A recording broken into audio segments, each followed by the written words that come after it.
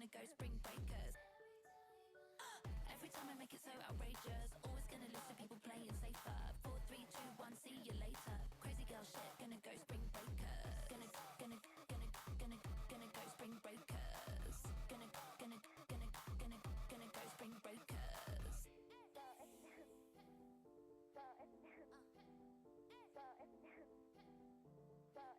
Vroom, vroom, vroom, vroom in a big pink truck. February 10th and I'm gonna pull up. Hey, Staples Center, what the fuck is up? Yeah, I'm parked outside watching all the girls strut. Got the custom on, hit the worst dress list. Yeah, you better not slide, not slip, not trip. Cause I poured a load of gasoline on the carpet. Lit a cigarette, took a drag, and I just flicked it. Place went boom, boom, boom, boom, clap. And I just laughed when the bodies went splat. Yeah, I knew I'd end up with my hands behind my back in a police car, blue and red sirens all flash, flash, flash, flashlights and cameras everywhere. Now I'm on the news with the DUI stare. Who cares? Just put me on the platform, turn the microphone on. There's no one I wanna thank out there. Yeah. Hi, it's me. You're all in danger. Never getting busy cause I'm such a hater. Got my finger on the detonator. Crazy girl shit, gonna go spring breakers. Every time I make it so outrageous, always gonna listen to people playing safer. 4, 3, 2, 1, see you later. Crazy girl shit, gonna go spring breakers. Gonna go spring breakers. Gonna go spring breakers. On the flip side, I could talk real nice. Maybe if you give me that. Hi Jamie and hi Jenna. Thanks everybody. We're gonna give it a few minutes for people to filter in on Zoom and then also to see if we've got people filtering in person as well.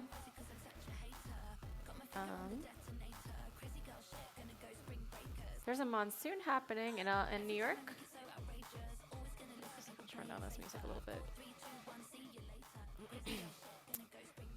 We've got Sanaya as the moderator again, so we're gonna wait till she comes back as well. And thank you on my hair. Yeah, I just got it done.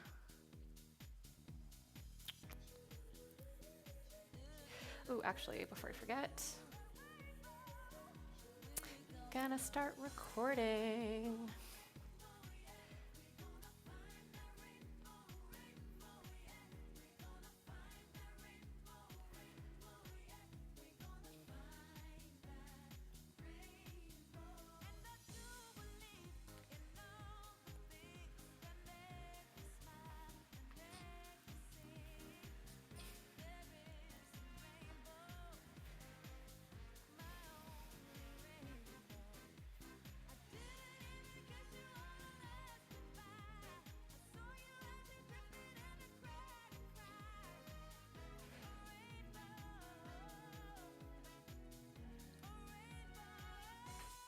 Okay, well, it's this exact same link as week 1, so not sure why. Oh, okay. All right, let me just double check that then. Thanks for the shout out. Because yeah, it should be the same exact link. Week 2.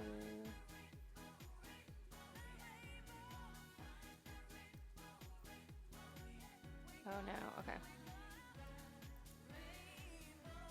Whoopsie daisies. Maybe I did put the wrong link in. My bad.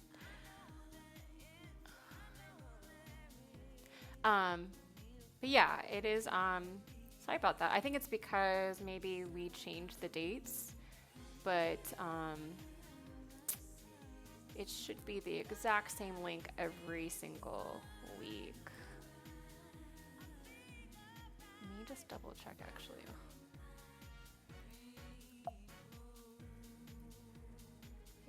Should be end in D009.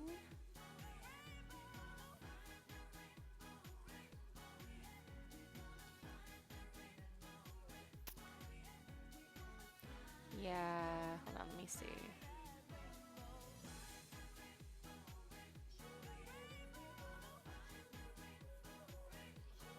Okay, hold on, let me just double check.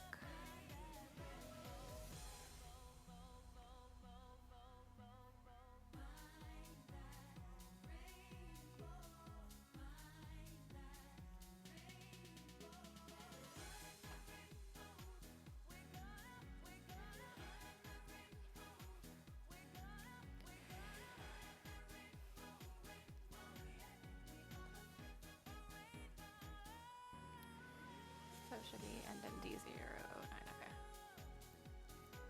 Oh, no.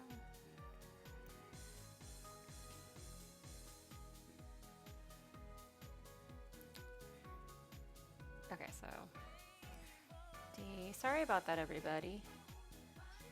So many moving parts. Stream recording. Zoom link. Okay. Yeah, so it should be DZ09. Okay, let me just make sure before I forget that I update all the other ones too. DZ09. Okay, cool. Week 3. Oh yeah, somehow I had. I don't know how I did that, but here we are.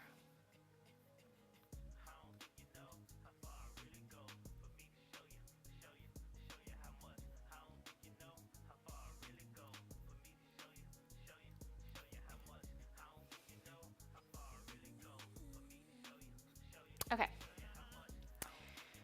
Cool.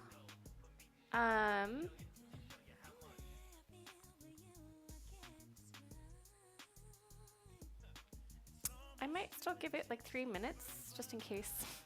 Did you already peek your head outside? Okay. Okay. The sound is the mic is quiet? Okay, hold on.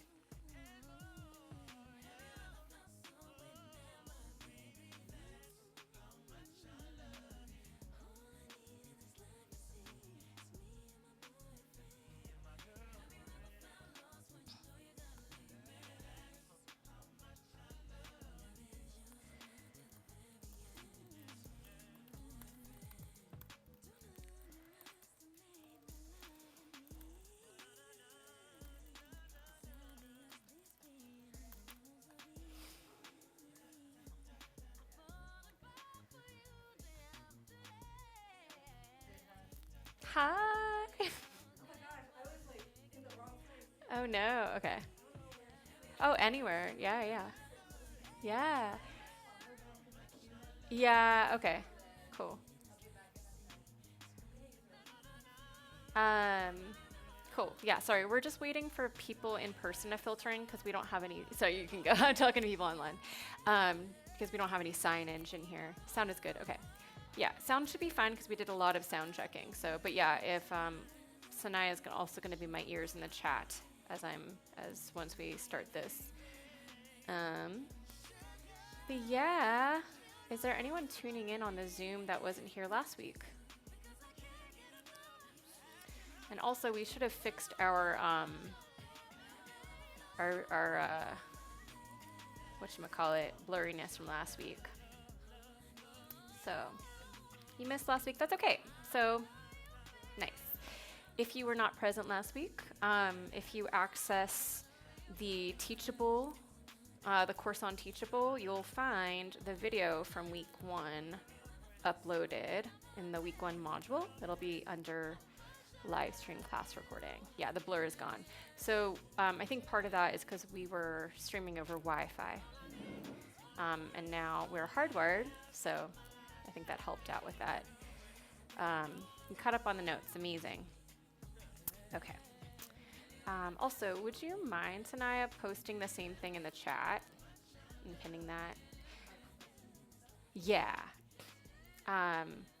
So yeah, if you weren't here last week, basically if you're on Zoom, you can, if you have any questions that pop up during this week's class, there is a Q&A box at the bottom of the screen that would highly recommend putting your questions there instead of in the chat, just because sometimes when the chat's really active, it's really easy to miss questions, and the Q&A box is a really nice and clear way to kind of organize all of those questions together.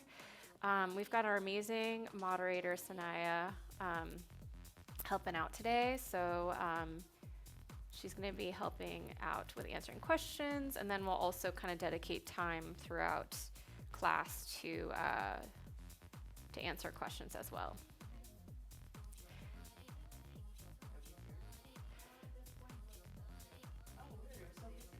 I know. I don't know. I know. It's hard to know. People get busy Also, maybe people will be late.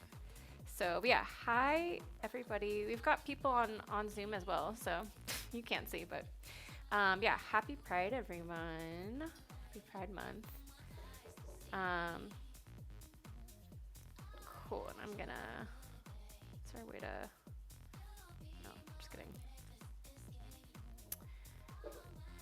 Okay, so I think since it's 4:11, we can get started.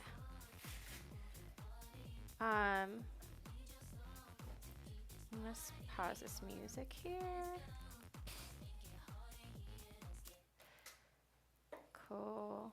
But hi everyone in person and in the chat.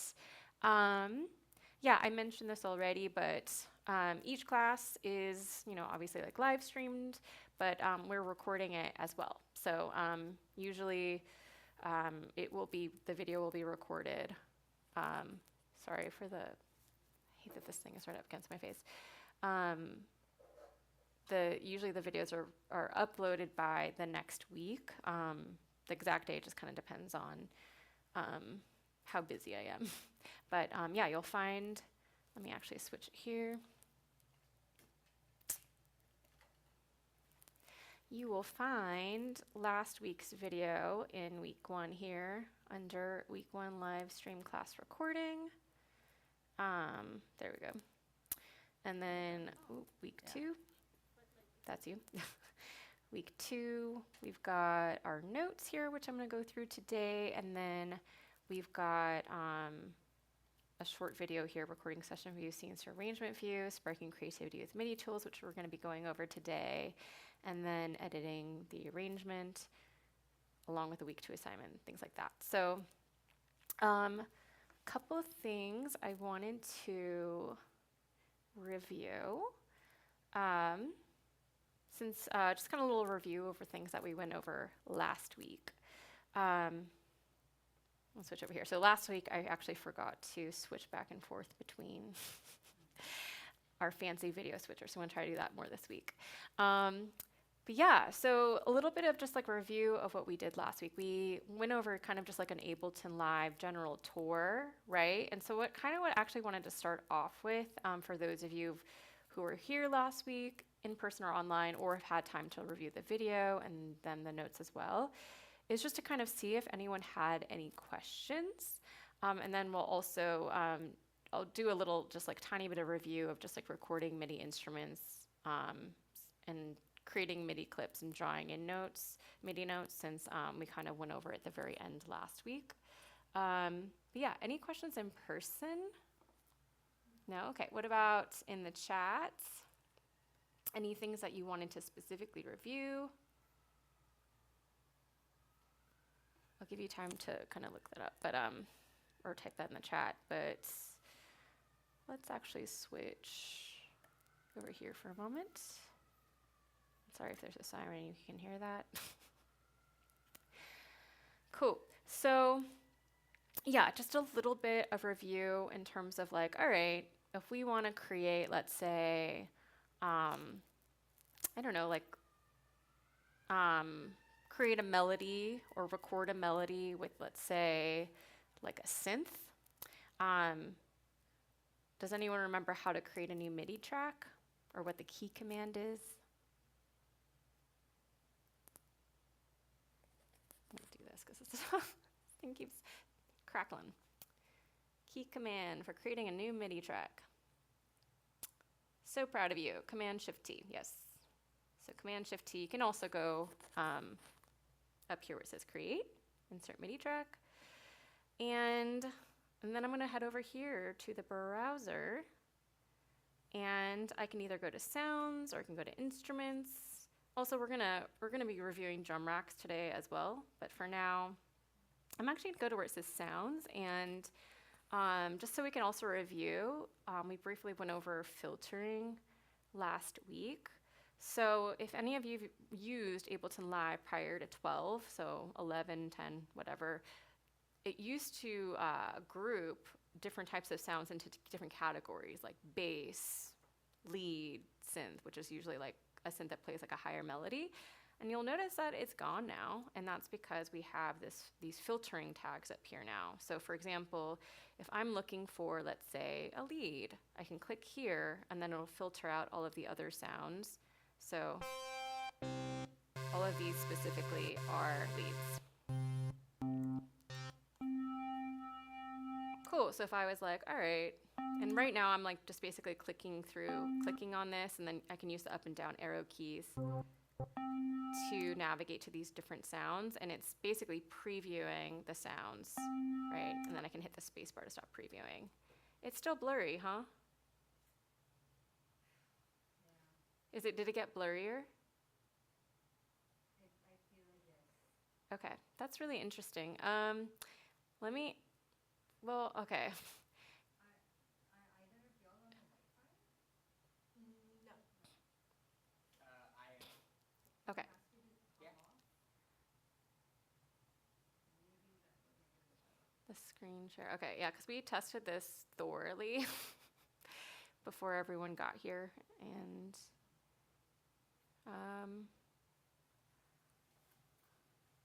yeah, I can see that it did change like a little bit. Yeah, and I'm also like hardwired, but I wonder if okay, so your video is off. Huh. Okay. I wonder, does it help if I'm pretty zoomed in here, but if I zoom in even more, does that help? I mean, yes, actually. Still difficult to read.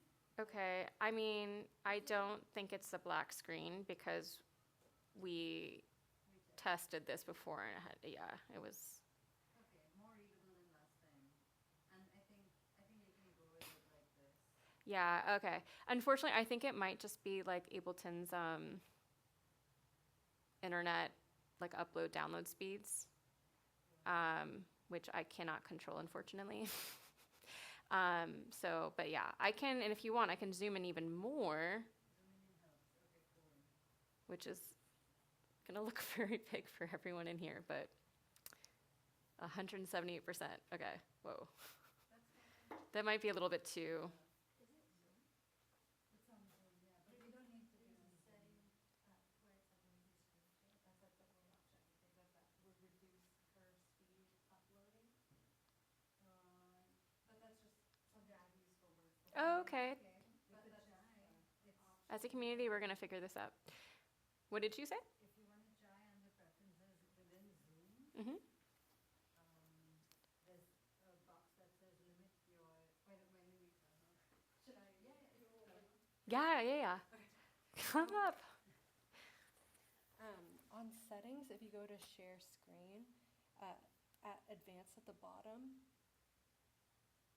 it says limit your share screen to something. Oh, except we're actually not screen sharing through Zoom. okay, It's never like mind. through this fancy thing. Yeah, thank you okay. though. Yeah. Yeah, Okay, so I think we're just gonna have to roll. And also, again, we are recording this, so if you review the recording, it will look better. Also, is this terrible though in person? The fact that it's so zoomed in? Okay. Okay, that's fine. All right, we're just gonna roll with it because, in life, you just roll with what you have.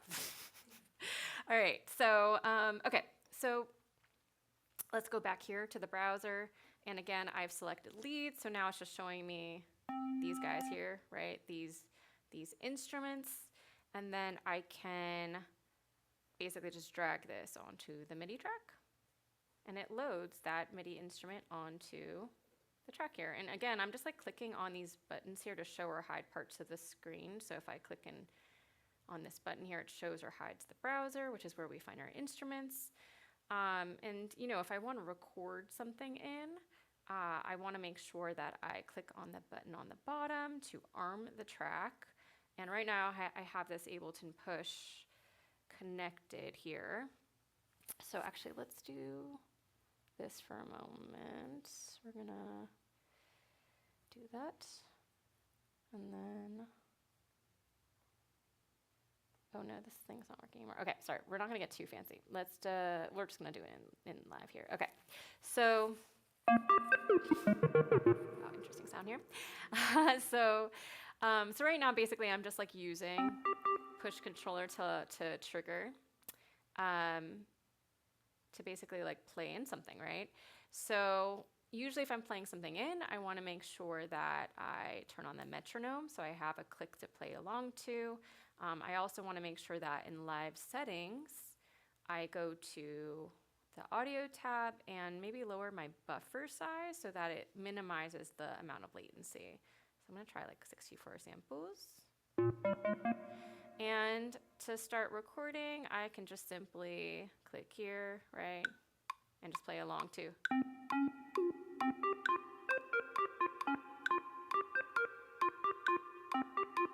Beautiful. And if I want to see what I played, I can double click here and that opens up clip view, right? If I want to make this bigger, this bottom part of the screen, I can get these up and down arrows, click and drag up. And these are the MIDI notes that I played in. And one thing that we didn't go over last time, which we're going to talk about today, is the idea of quantizing, which is basically the idea of like if I zoom in just using my trackpad, I can kind of pinch my fingers to zoom in. I can also go up here, get the magnifying glass, click and drag up and down. And we talked about the grid last time, which is referring to this here. So with this set to 16th, it just means that every single, if I use these left and right arrow keys, sorry, and I'm just, by the way, I'm clicking on this headphone icon, which basically if it's on, if I click on a MIDI note, it actually is gonna play it, but I'm gonna click this off so that way I can kind of, it doesn't trigger those notes. Anyhow, so basically if I use my left and right arrow keys, every line that we see here is a 16th note, right? And so if I zoom in, I can basically see that, oh, okay, so these MIDI notes are not quite on the grid, and if I play this with a metronome, we can actually hear that it's like slightly off. It's like not horrible, but if I wanted to adjust the timing, there's a couple of things I can do. One is I can simply just click and drag on the notes, left or right, which means that it's going to adjust the MIDI note in time. So, right, and because this grid here, I can set this grid, right, or I can right-click, change the fixed grid here. So basically it just means that if I drag this left or right, it's going to snap the notes based upon what this grid is set to. So if I drag to the right, it's going to snap the note to the nearest 16th note. And if I, let's say, hold down the command key as I'm dragging, it's just going to freely drag this note here without it snapping to the grid. So basically, like one way of adjusting this note here with time is just dragging it, right, manually, or I can apply something called quantizing. And there's a couple of different ways you can do it. So we're going to be talking about these two tabs here a lot today when we're talking about MIDI. So this tab and this tab here, which is our MIDI generative tools here, and then our MIDI transformation tools. So in this second to last tab here, MIDI transformation tools, there is a quantize section here.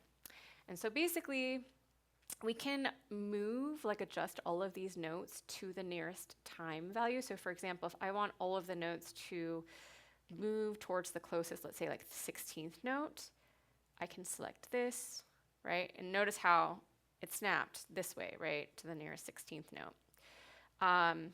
You can also select adjust note from the start or the end. So because only this is turned on, it just means that if I can click on this, by the way, to apply quantizing, right? It's gonna move it from the start of the note versus if I also select end, it's gonna apply the quantizing from the beginning of the note and the end of the note. One thing I wanted to note, again, if you've used Ableton Live prior to 12, another way to access quantizing is by right-clicking and choosing one or two of these two options. So quantize settings, which is pretty similar to,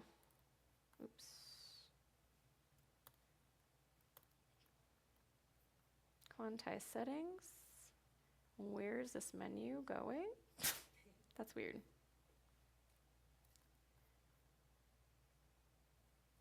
Huh, that's interesting. This might be a weird quirk right now. Let me try this again. Have you ever seen that happen before, Sanaya? I'm just right-clicking, selecting quantize settings, and there should be the little menu that pops up. It's now just on the left-hand side. Oh, I see. I swear to God that it would still pop up. Okay, never mind. So if you right-click quantize settings, in the past there would have been a little window that popped up that gave you basically the same options, but now it just brings you over here. So, but yeah, in short, basically we can like move notes right to the nearest like value. So, you know, if I select like quarter note, notice that the notes will actually move pretty far, right? Also, you can choose the amount of quantizing. So, you know, if at 100%, it's going to really move the notes by a lot versus like you can maybe do like, I just want to quantize by a little bit just to kind of nudge the notes. One thing that I also like to do, because you might not play every single note relative in time, right? So you maybe like one note is like almost in time, but then another note is like pretty far off. You might, because what I did is if I click just like in the background here, it will quantize everything, right? But let's just say I just want to quantize one note.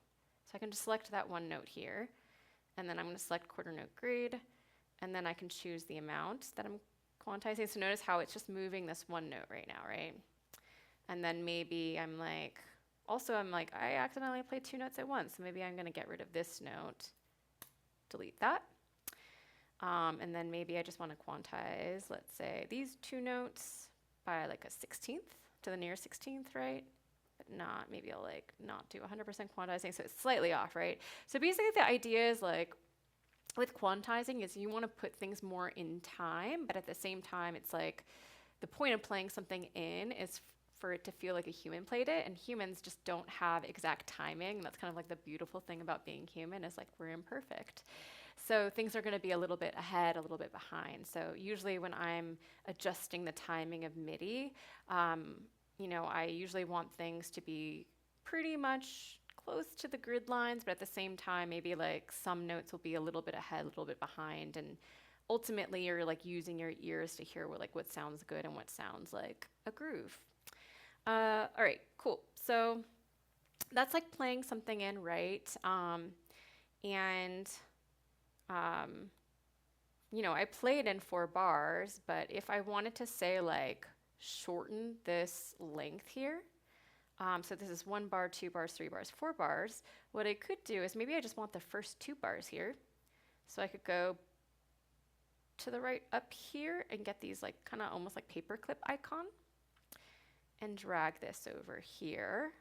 So basically this here's our loop length here. So this is now 2 bars. And you'll notice that the length here changed, those 2 bars. And if I were to stretch this out again, this would say 4 bars. And this is a fun little trick. Let's just say I want to get rid of all of this stuff over here and I just want to keep this part of the clip. I can right click and then I can crop clip to time selection. Boom, now I only have 2 bars here. So again, that's just like playing something in, play it in. And then the other way is just to draw it in, right? So I can double click here to create a new clip. And again, by default, the length is 1 bar, but I can change my length here. So 4, type 4, press return. Usually I like to have my little end flag here to be at the end of the loop length that I want, so 4 bars. And again, this will tell you how long it is. And then at this point, again, I can just like either double click in to add notes, or does anyone remember the draw tool from last week? Does anyone remember the keyboard shortcut to access it?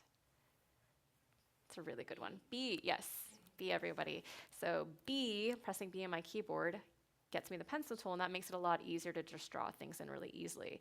So just a reminder for melodic MIDI instruments. So that could be like a monophonic one, meaning that it plays one note at a time. So like a melody, something that would play a melody, or a harmonic instrument where it plays maybe like more than one note at a time. So those type of MIDI instruments, you'll notice that we have this piano roll here where the notes go, pitches basically go up and down.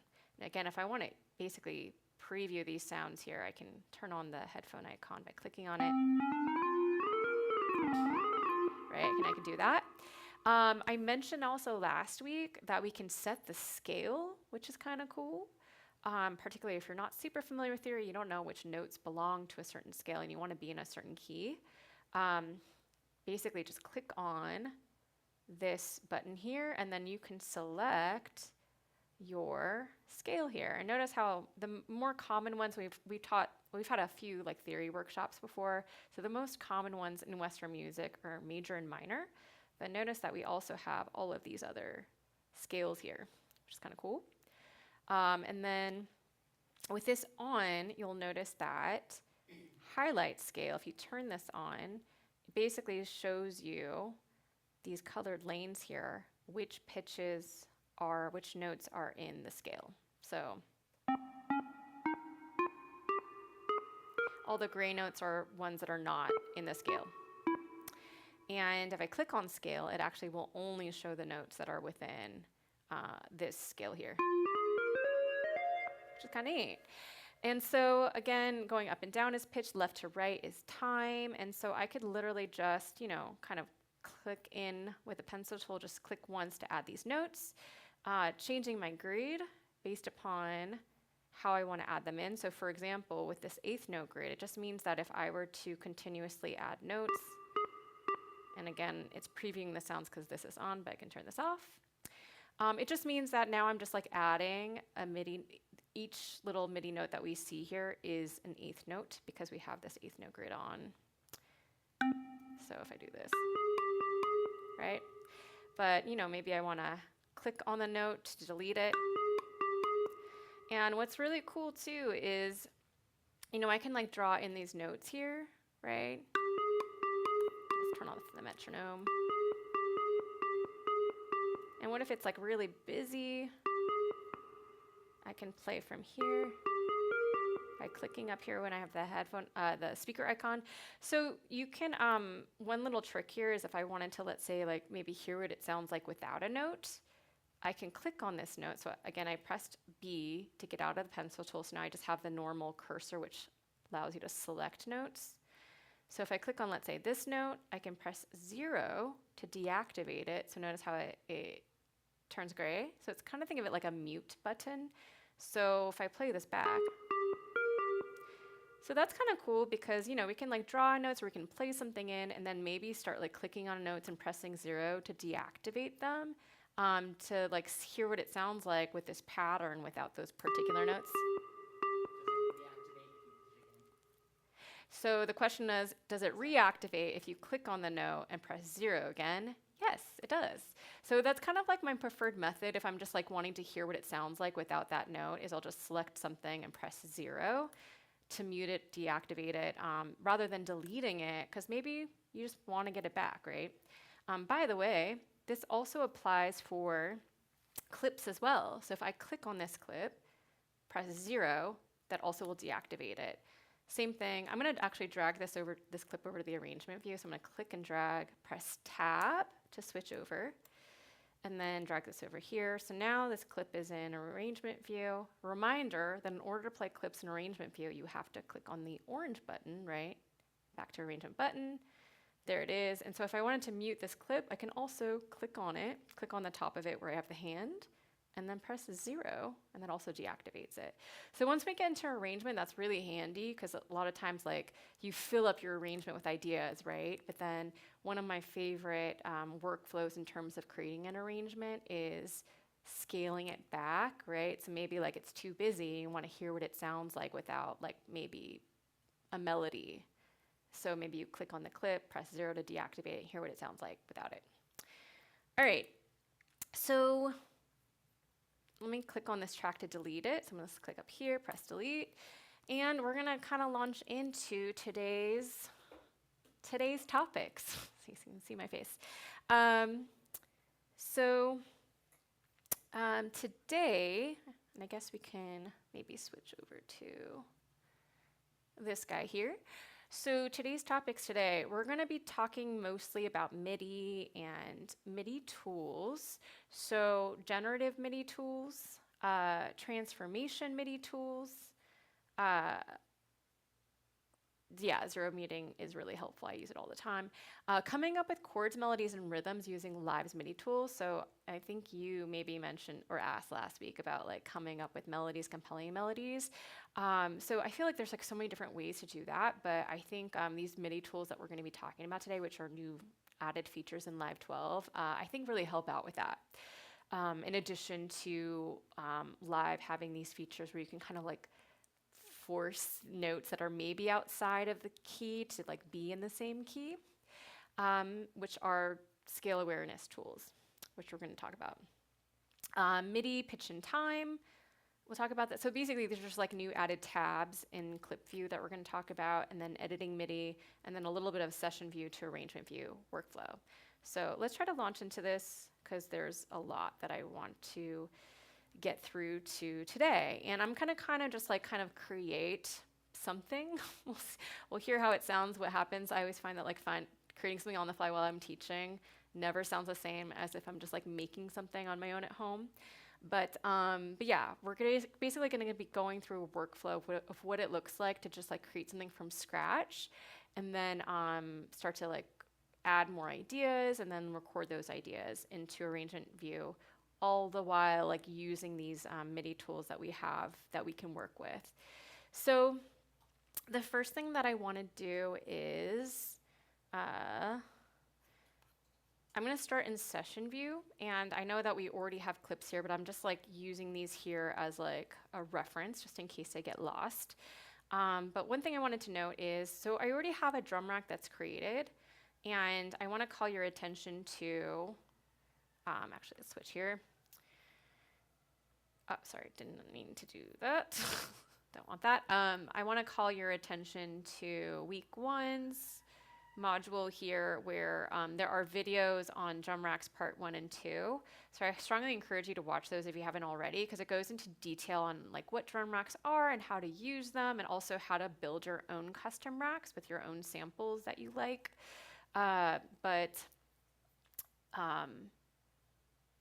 Yeah, so for this, just kind of review here, if I were to create, insert MIDI track here, I can go into the browser and I can go to drums, right? And I can, all of these underneath where it says drum rack, these are presets, and I went over this last week,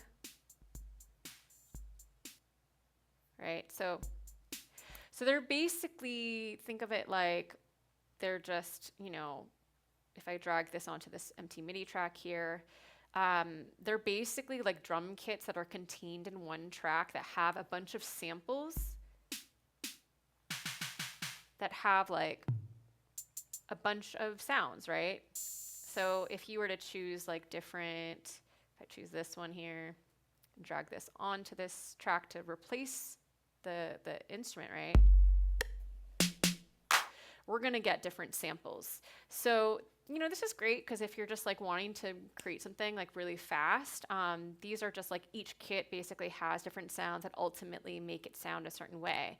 And so that's kind of my point, is like every single sample that you use, right? Every single MIDI instrument that you use is all gonna combine to a general aesthetic of what your song is gonna sound like. So I feel like sounds are pretty important. So that being said, I'm going to actually delete this by clicking here, clicking on this device, pressing delete. So if you go to where it says drum rack, so notice that these icons are actually different here. So one has a line in between and the other doesn't. So this is actually indicating that this is an empty drum rack. Yeah, so notice that this area is now blank. So what I could do is I can go to where it says samples down here. So by the way, in the browser, I didn't go through this thoroughly, but basically up here we have this collections area. So notice that these have names here, but basically if you right click on something, you can select a color or type the number, right? And it basically will tag it. So for example, if I were to tag it with like this color here, and I go to racks, it would show up here, right? So it kind of is just like a quick way to find something. So the way that I've kind of, to be honest, I have some work to do, but the way that I've kind of like organized this here is you can right click on a color, rename it. So I've basically named this effects, drums. I don't remember why I named this, pull from here, probably for a workshop, racks, fave synths. So, you know, it's cool because for effects, anytime I want to access, let's say a third-party plugin that I have, so a plugin not made by Ableton, I can find it here. That's really nice. And you can kind of just like rename things based upon how you want. This library section, you have, right, instruments, which we've talked about. You can use these filter tags here.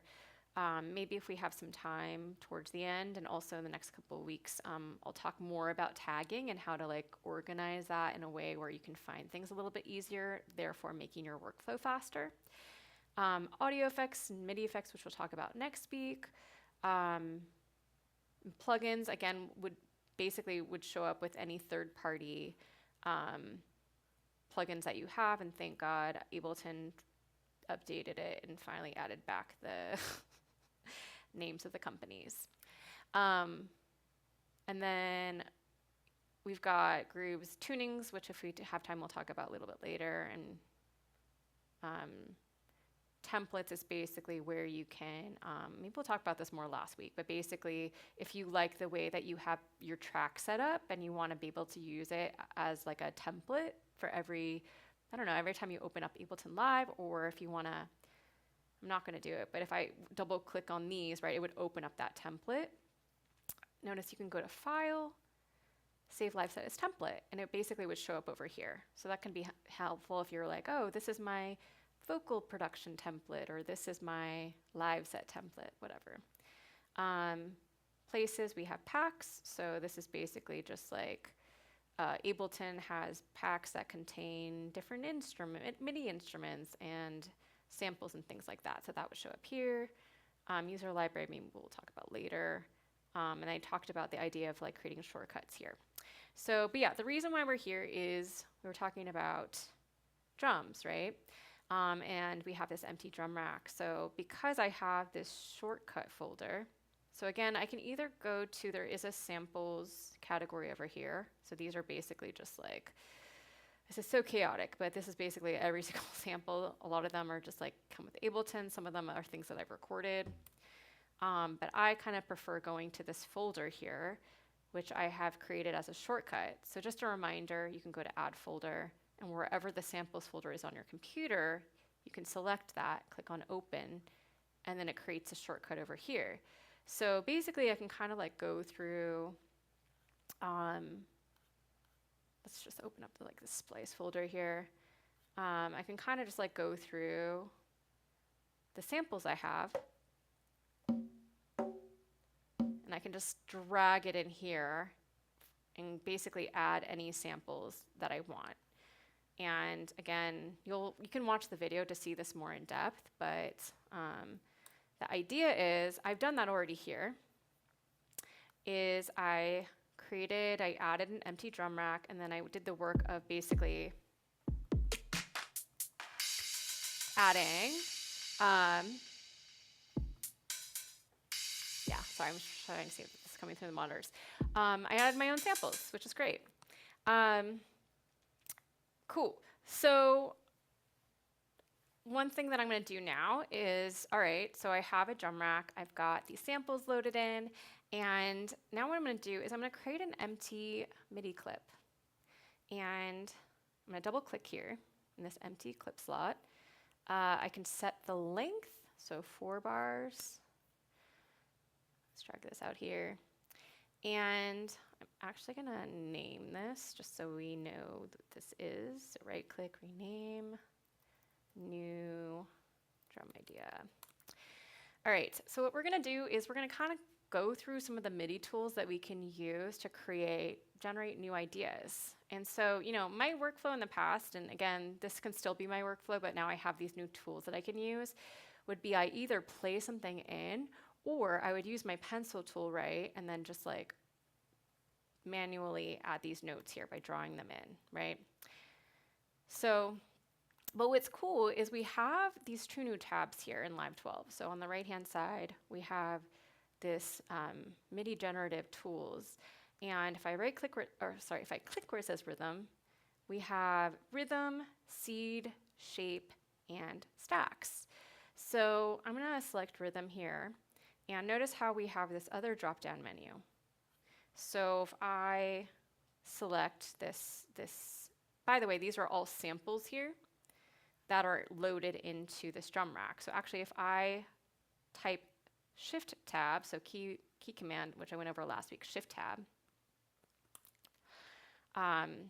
takes us to device view, right, where we can see the drum rack, and these pads here show us the samples that are loaded in. I can click on these play buttons here to preview the samples. If I type Shift tab again, it takes us back to clip view. So basically this drop down here is just going to show us what samples are loaded into this rack. And if I select this one on the bottom, which is a kick, ooh, look what happened here. It just like generated a bunch of notes. So we have these two tabs here, and I'm just going to jump over here quickly to these notes here. So we have MIDI generative tools and we have transformation tools. And these are new tools that have been given to us. And I kind of think of it like they're just additional tools that we can use as a way of unlocking creativity, right? Do you have to use it all the time? No, but they're just there. And it's kind of just like anything that's in Live or any like even a piece of hardware that I have. I just kind of think of it like I don't have to use it, but I can use it, and I can just like have more tools at my disposal to just kind of play around with things, right? So with these particular tools that we have now, so we have what are called MIDI generative tools, which you can kind of think of them like this tab here, tools that will generate MIDI notes when no MIDI notes exist. So notice how we didn't have any MIDI notes, and I kind of selected something. So I basically just like selected rhythm, and then I selected the sample, right? And it just automatically generated these notes that didn't exist before. And so to kind of just go through, we're not going to go through, by the way, we're not going to go through every single option in this tab or this tab, but I'm just going to kind of show you some of these tools to kind of give you an idea of how you can use them to come up with ideas and kind of transform some of the ideas that you have. So this is rhythm, and notice how it says steps 8. So that's really referring to literally the number of steps. So if and also has to do with like this grid here too. So let's just see what happens if I turn some of these knobs here. So if I turn this to 1. So again, my grid is 8th note. Actually, step duration is 8th note. But what if I change this to say quarter note? Let's just hear what that sounds like. I'm going to click on this play button to launch this. So if I change this grid, we can actually right click, select quarter note. We can actually see that it's adding a MIDI note on every quarter note. That's cool. What if I increase the number of steps or like change the pattern? So the pattern is basically going to determine what notes are placed where. Density is kind of what it sounds like. The more I increase this, the more dense it'll be. If I decrease this, right, change the pattern, increase the steps. So notice how actually if I change certain knobs, it gives me, like if I go back over here and only change this to 1, I can't turn these knobs, right? But if I increase the number of steps, all of a sudden I can change like the pattern, density. So this is kind of cool. And again, I can change the step duration, which is basically how long the notes are. It's crazy. Okay, but for now, I'm going to start with the kick. So I'm going to do like a 4 on the floor type thing, and I can do that by just selecting one step, changing this to quarter notes. And notice how, I don't think we went over this last week, but some of these notes have like a brighter color and other ones are like a darker color. So that's referring to velocity, which is basically, think of it like the force or how hard something is hit, which usually typically like translates to volume.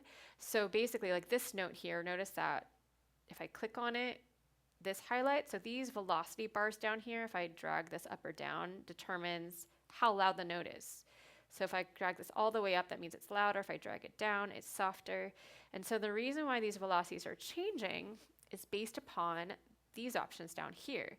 So 70, 127. So 127 is basically the highest number for like velocity. So if it's 127, it means it's the loudest it can get.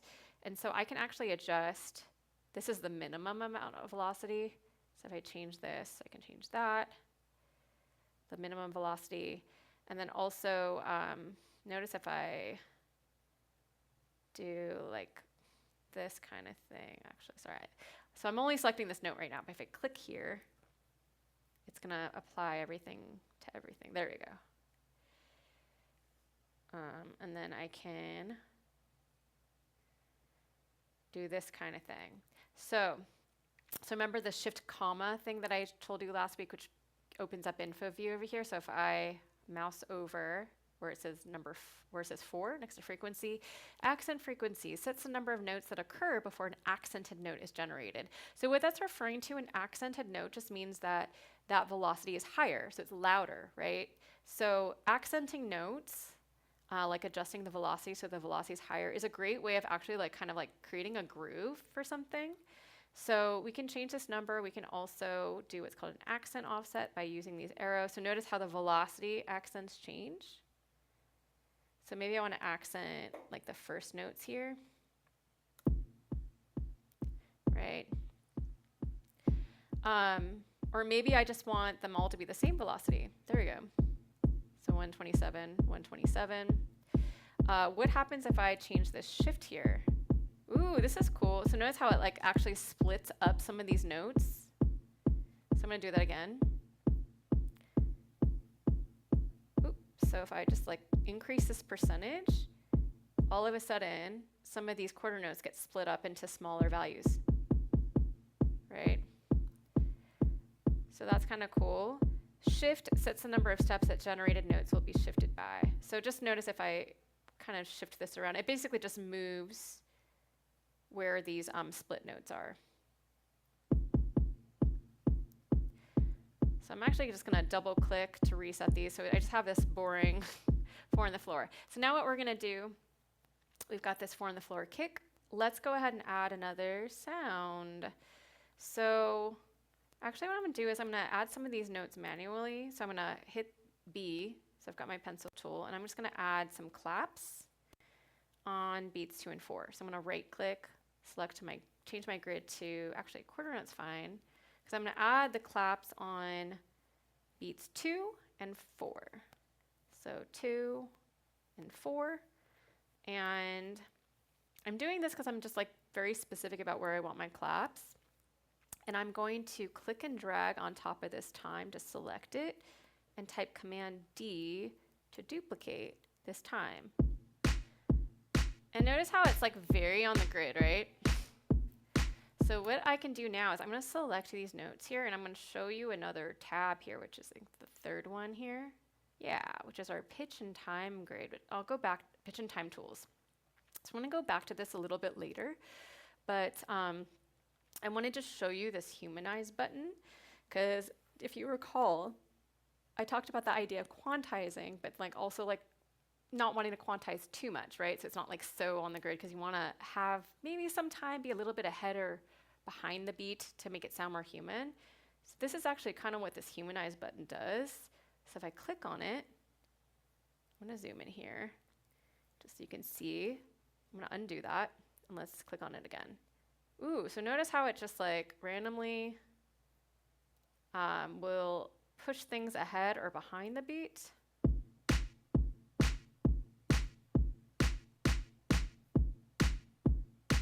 So now these notes here are a little bit like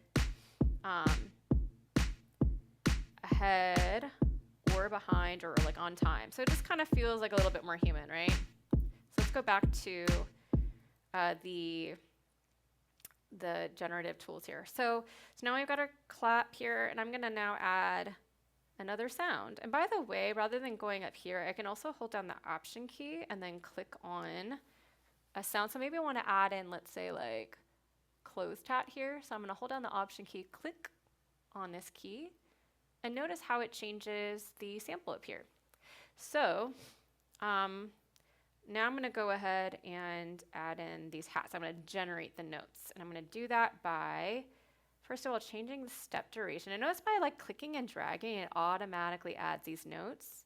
If for whatever reason you're like, I don't want these notes to generate as I'm like changing these parameters,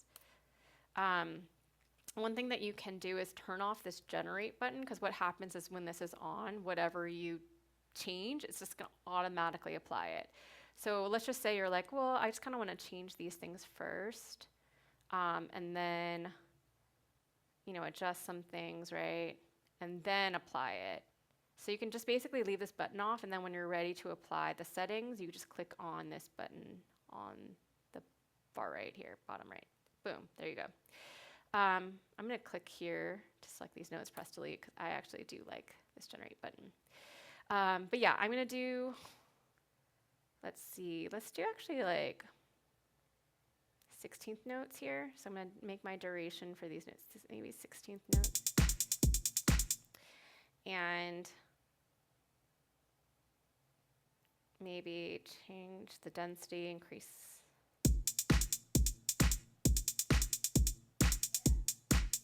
That's kind of fun.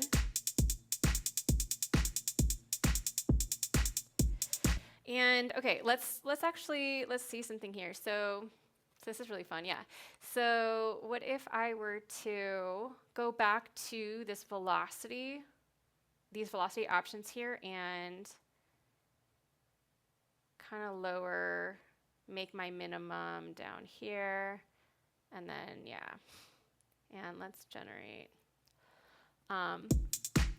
Cool, so notice how we have changes in velocities. So this is accented, this note's accented here. And again, I can kind of move these things around to change where notes are accented. And I feel like that kind of like adds to the groove versus like every note being the same exact velocity. It kind of just like humanizes things, gives more of a groove. That's kind of fun. Okay, cool. So let's move on. So now we've got these like closed hats here. I'm gonna go ahead and add another sound. What is this here? That's fun. Okay, so hold down Option, click here. Again, I can also select from here as well. Yeah, we're gonna create something that'll make everyone dance. So again, I could just use my pencil tool, add things in, but I'm just gonna use this. I'm gonna roll with these generative tools here. Let's change a step here, pattern. You can also like shift. So again, using this shift option here will literally shift everything over in time. Ooh, that's fun. And this is cool too. So basically like I've been like clicking in the grid here, so it's like basically applying it to everything. But what if I wanted to, let's say like at the very end here, maybe select just these notes so that whatever I'm selecting over here only applies to these notes, meaning that if I increase the split, so it's splitting these notes now into 4 because I'm increasing this percentage, notice that it only applied to these notes that I've selected, right?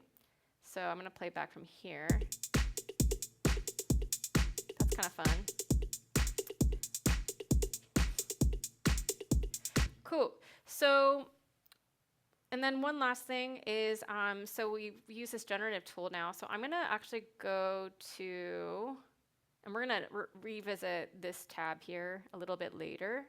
But I'm gonna click on the second to last tab, and these are our transformation tools. So basically think of this tab as like, all right, we've already created MIDI notes, or MIDI notes already existing, and now we can like transform some of these ideas that are already here.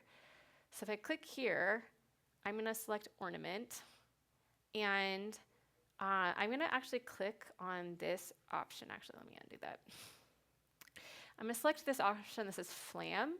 And so think of it like if I had like, I do this here, if I had like a snare or something, a drum in front of me, and I'm like gonna hit something, right? The flam would basically be like the hit that's right before this hit. So like something like that. Like, I'm not a drummer, but think of it like, I don't know if anyone's like played like a snare before, but it's like if you were like to be like ta-ta. So it's a tiny hit like before that. So that would be like, all right, let's add it to, why don't we add it to this first note here? So I'm going to click on this note to select it because I only want to apply it to this note here. And let's see what happens when I drag, this position here. So notice how I like added another note here. And notice that this color of this MIDI note is less than this one, meaning that this is the accented note and this is the less loud note. So it might be really subtle, but let's just hear what this sounds like. So without it. So it's pretty subtle, but maybe I can make it more obvious by then, oops. Let's try that again. So I'm going to select this note, making that note longer. So the position is basically going to extend where the note starts. And again, I can change the velocity. So if I want to make it really loud, make it as loud as this note here. And let me see actually if I can solo this sound by just clicking on the S button. So I hit Shift Tab to access this area. I'm going to hit Shift Tab again. There we go. We can hear it, right? Without it, with it. Cool. Lowering the velocity. Oops. Actually, let's get rid of that. Lowering this velocity. Nice. And it's like really subtle, but it kind of just like humanizes things like a little bit more, right? So that's fun. Okay, so now we've got our drums. And just for fun, before we add, we're going to add like other instruments here. I kind of just want to go through the idea of arranging, which really the thing with arranging is I highly recommend just coming up with like an 8-bar or 16-bar idea. So that could be like drums and chords and like a melody, right? Because the thing is like all songs are pretty much arranged around like a 16-bar idea, right? And maybe like that's like a chorus, and then maybe like there's another section that's like a verse that is kind of similar, but it has like a different like lead melody or like vocal melody, or there's like something slightly different, or maybe it's like contrasting. But as soon as you have like a core 16-bar idea, you can kind of like build a song around it. So for example, if I have like this like main drum idea, right? What if I were to just like duplicate this by holding down the Option key, clicking and dragging down. So I'm going to call this drum idea main. And then what if we were to, I'm going to just change up what these hats are actually playing. So what if we made these hats more consistent by, all right, we're going to do this. We're going to hold down the Option key, click on this hat. Actually go back here to this tab and change it to 1 step 16th. Actually, let's change it to 8th note duration.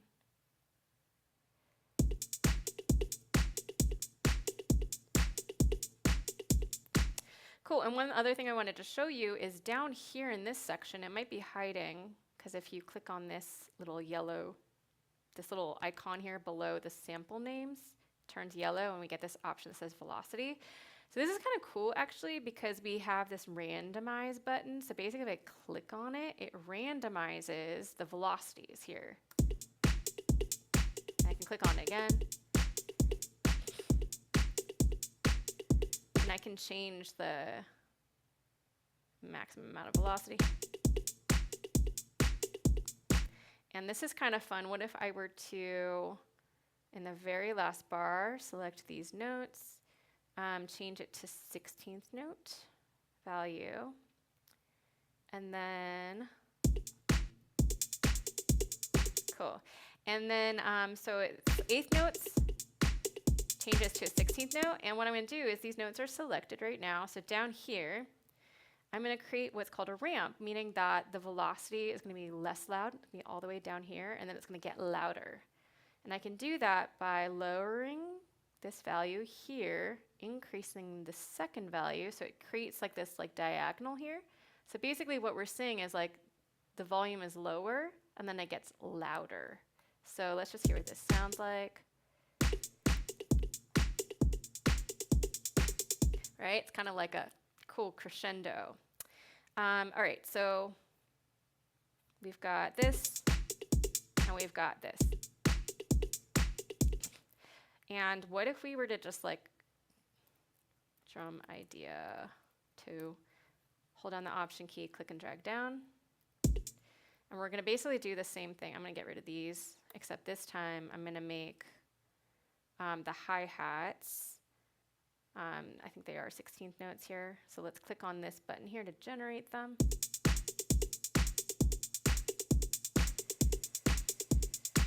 And this is kind of cool because, so this is basically the same idea, it just feels faster when you subdivide something from like 8th note to 16th note. So this is 8th note hi-hats to 16th note hi-hat. It just like feels faster, which is kind of cool. All right, so we've got these 3 ideas, and actually maybe for this one, I'm also gonna manually add some open hats. So right click, change this grid to 8th notes. And where are my open hats? Right here.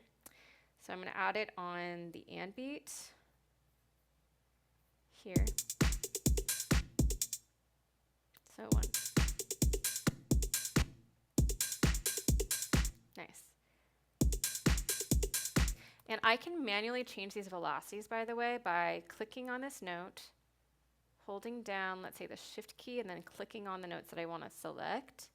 And then you can either go down here and just drag the velocity bars down, but I kind of prefer to, like, after I select the notes, hold down Command. You get those up and down arrow keys, and then clicking and dragging down. So you get something like that, where these notes are accented, right?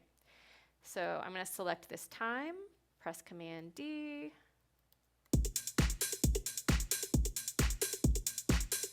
Cool. So we've got these 3 drum ideas. So now we're going to jump ahead to the chords here. So same thing, I'm going to go ahead and double click here to create a new clip. Yeah. Can you show one more time how you did that velocity ramp that made the crescendo? Yes. So I'm just going to go over here. So you just select the notes where you want to adjust the velocities basically. And then down here, so if this is not showing, you have to click on this button. Yeah, I'm going to zoom in here. This one right here. Click on that. And then, so these notes are already selected, right? So you want to go to where it says ramp. And so these values over here are indicating the minimum velocity, which is this box, and the maximum velocity. So if I actually click and drag this number down, this is the minimum velocity. If I click and drag up, I'm basically like raising it all the way so it's the maximum velocity. So the quietest to the loudest. And notice how when I basically clicked and dragged down in this box, click and dragged up in this box, it created this ramp here, right? So it's basically just adjusting these values here. Cool.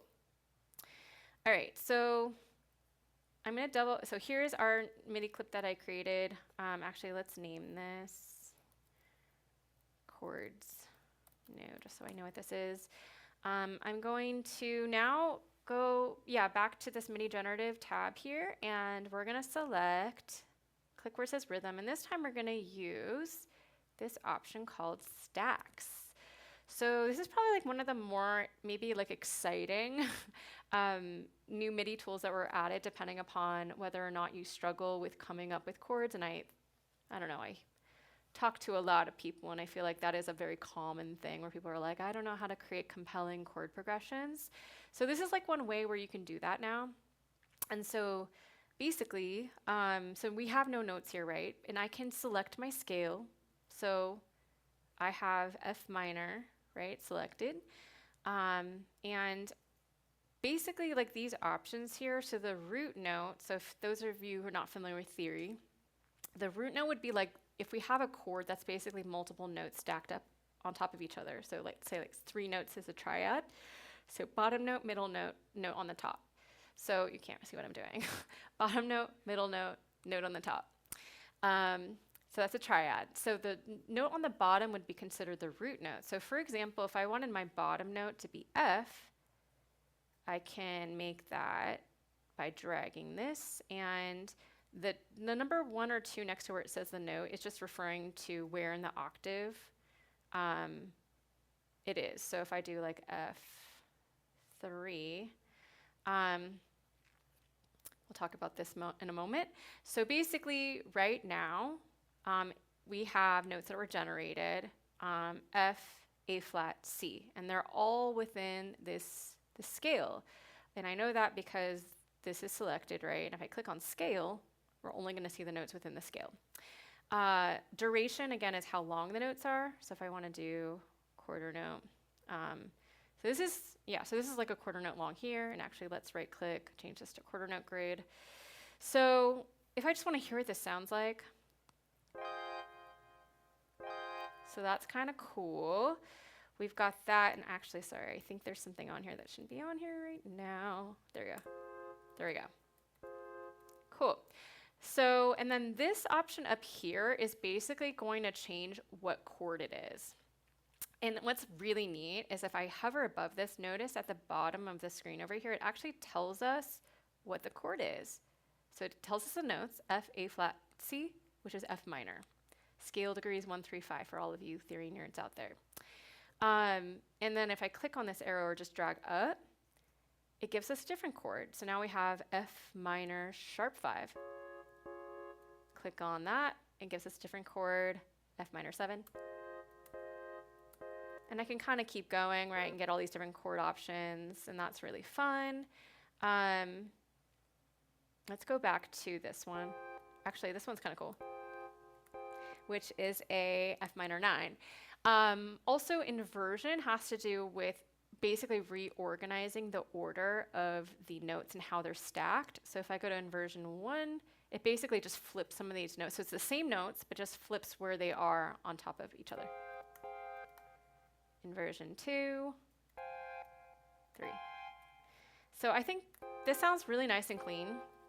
And then notice what happens is if I click on the plus button, it will, and I can click on this and write a smile. There we go. I can just basically add another chord. So, and again, I can kind of do like quarter note length here. And so, yeah, maybe I want to change this to a different chord. And actually, I'm going to move this over here. And I can also, like, after you've created the chords, we haven't talked about editing a lot, but if I select these notes here, I can go to the back, to the far right of the MIDI notes, and we get this little paperclip icon. I can just drag this out.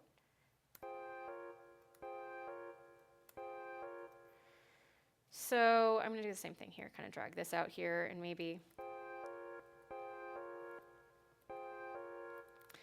And again, I can click on these arrows to change these now.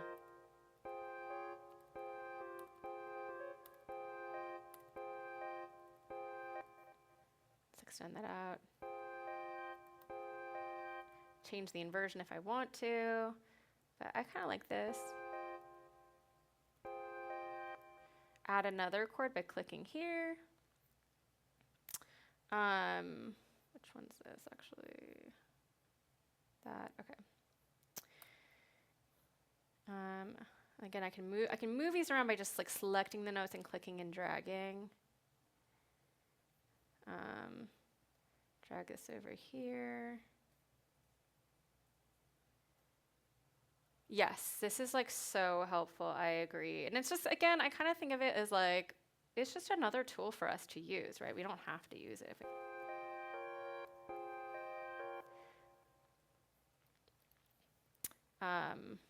Select that.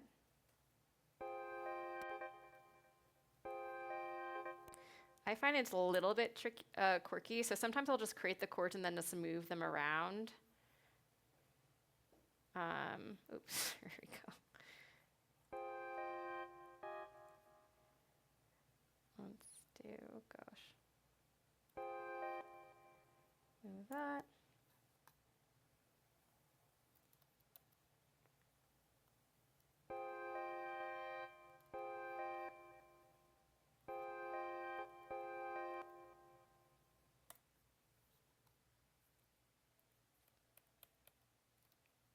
Drag that. And let's add just like one last chord here. So let's click on the plus sign. Oh gosh.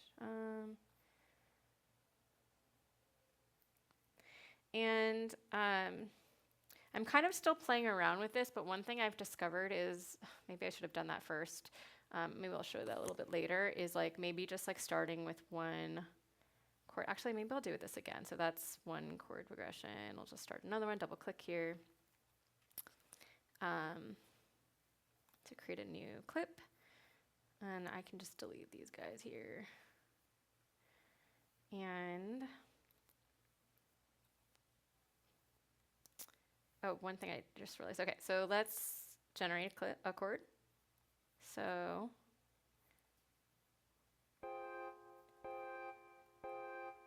maybe let's make this like 2 bars long. So one thing that I've just started, I don't know, that's kind of worked for me, maybe everyone's like a little bit different, is like coming up with this one chord here. And I showed you how you can create new chords here, but I find that kind of like what's worked for me is just like selecting these notes, pressing Command D to duplicate it. So now I have this other chord here, and I think I can, yeah, I can just like basically now just change this. And again, I can change the root note. So maybe like if the first one's F, maybe I want to do now C3 and change the inversion.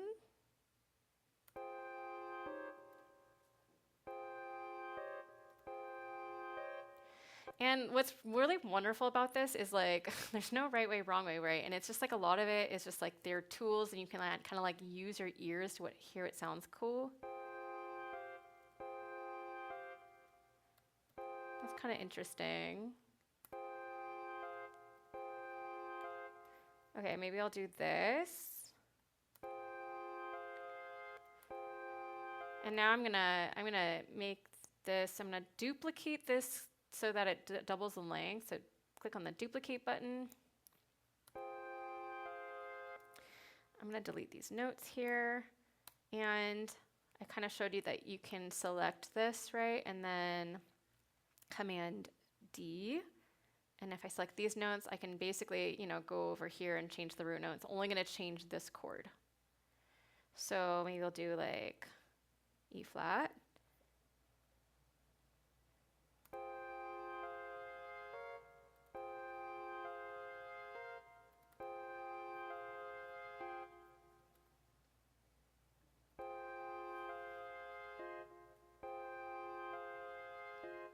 Okay, that's kind of cool.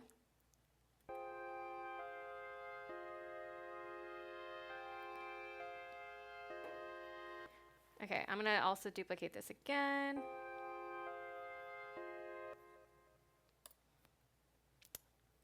Select this, and then duplicate Command D. Change the root note again.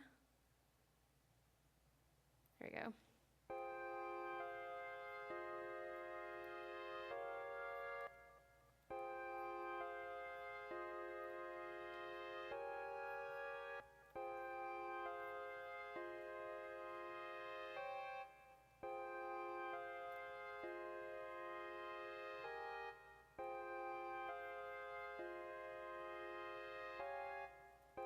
Okay, so what I'm actually going to do, because sometimes it takes me time to like find something that I like, is we're actually going to use, so I showed you how to do it, but I'm just going to use this chord progression that I came up before when I was like setting up for class just for the sake of time. But so I'm just going to actually use this guy here. So we've got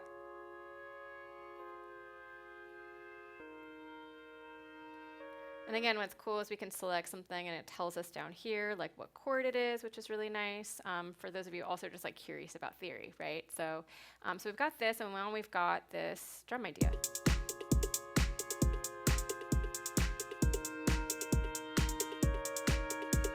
So that's kind of neat. And then now we're just gonna add a melody. So we're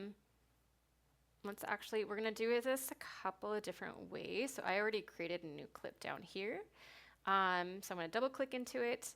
And this time we're gonna use this generative tool called Seed. So this is kind of cool actually, because it'll literally just generate notes. And so what's neat is if you have like a scale selected, it's just going to generate notes that are within like the key that you want it to be.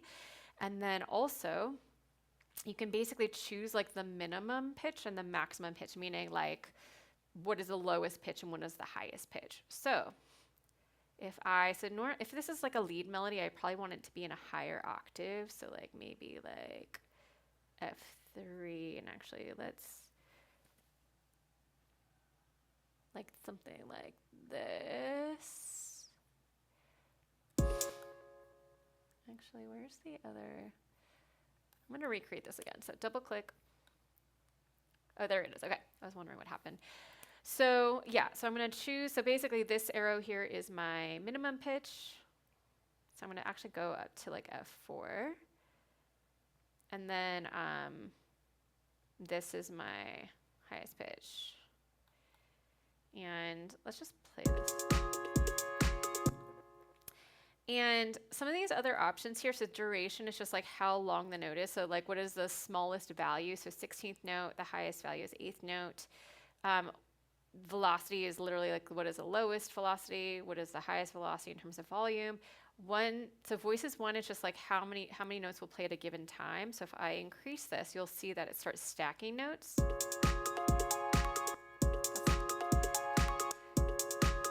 So that's kind of fun, but if I want it to be monophonic, meaning that it only plays one note at a time, I'll do something like this. And then I can increase the density, which is basically how many notes are playing at once. So I'm actually gonna get rid of that. Let's do that. And then there we go. So I'm gonna just kind of change this density here.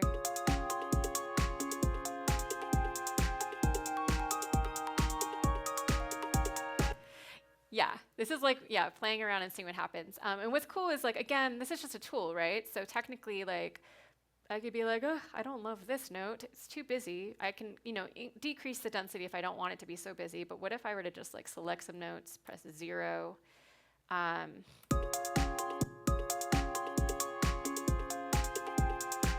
Like if I want to get rid of that. And I'm selecting notes, pressing 0.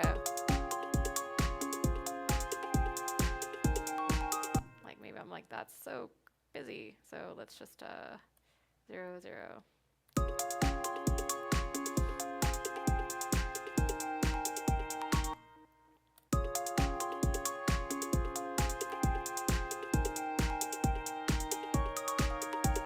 Like that's super busy. Let's get rid of some of these guys.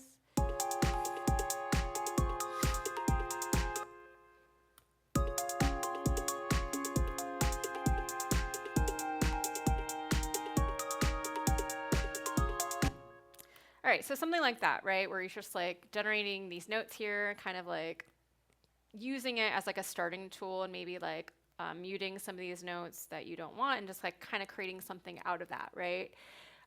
So that's one way of creating a melody, just kind of like from scratch using the generative tools, right? Seed. And then another way is, and I kind of love that they added this actually, but there is another tool, generative tool. Let's call this Seed, called Shape. So the reason why so it's in this tab again, generative tools, Shape. The reason why they added this is because all melodies have a shape.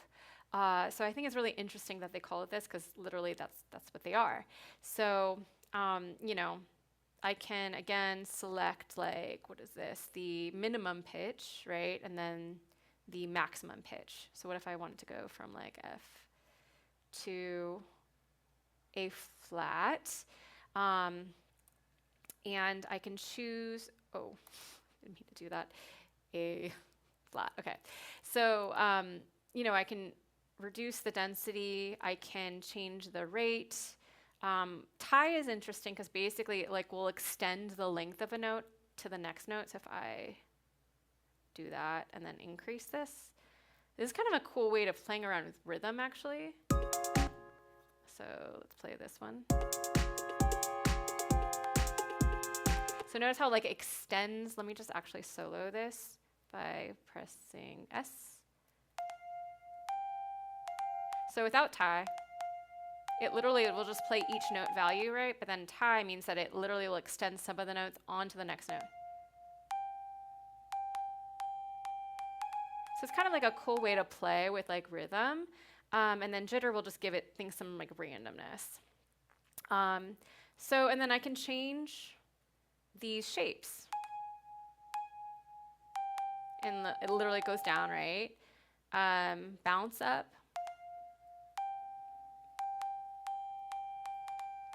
So I kind of like this arc up actually is kind of fun.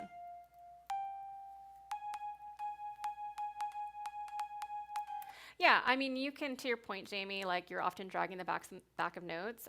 This is just kind of like you could do that manually where you extend a note right to the next note, but this is just a way where it just kind of like does it for you. So that's kind of fun.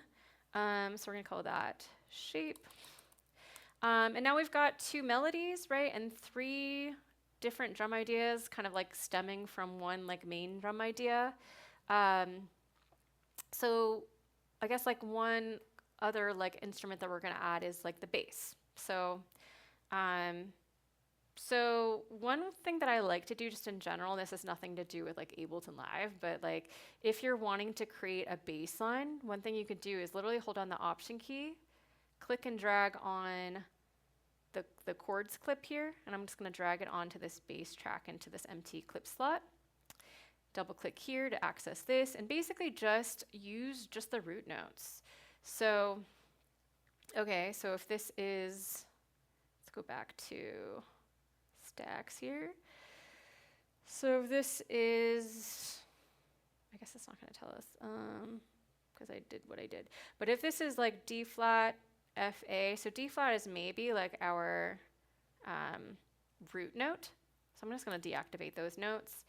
Select this note, hold down the Shift key and press the arrow down key. So basically if you hold down the Shift key, select a note, and basically Shift, do up or down arrow, it moves things up or down an octave. So I'm holding down the Shift, selecting the note, pressing down arrow key, and it shifts it down an octave. So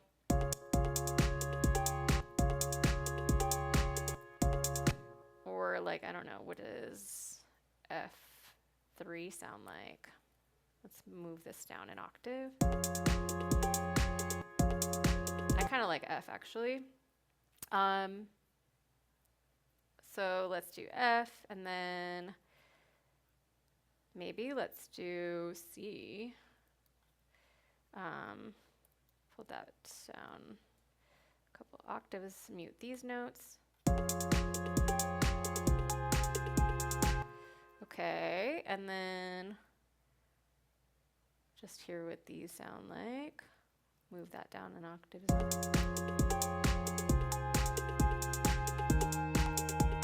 So that's kind of cool. So again, you're just like using notes that are in the chord, that are already in the chord, but you can use the root notes or whatever notes sound good.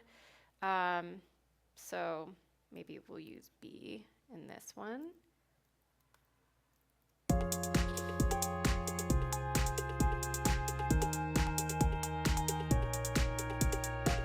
Cool.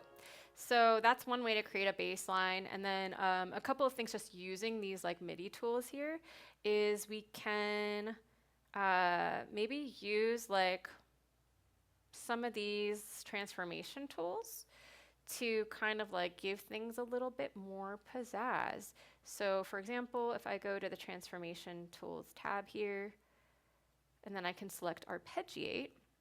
So basically what arpeggiate is going to do, like if you have a chord, maybe I'll show this with another instrument later that is more of a chord instrument, it basically will take 3 notes that are playing at one time, for example, and just play them in sequence. So, you know, with arpeggiate, we only have 1 note here, right? So it's going to sound like this. So actually, let's just solo this for a second. So if I, let's just say, increase this number of steps. So notice how this is kind of cool with this like new MIDI tool here. So there, in the past, there was a MIDI in the browser. There was a MIDI effect, and it still exists, called arpeggiator. Now we actually have it so that it's like an option here, right, in clip view. But if we change this rate here, we actually can see how the notes are split up. So that's kind of cool. And the distance is just like how far the notes travel, right? So style is just like how it arpeggiates, like how the notes go up or down or like converge. Yeah, it's really cool to see it visually. So gate is just like the length of the note, duration of the note. So if I decrease that, I can create this like really cool like staccato type.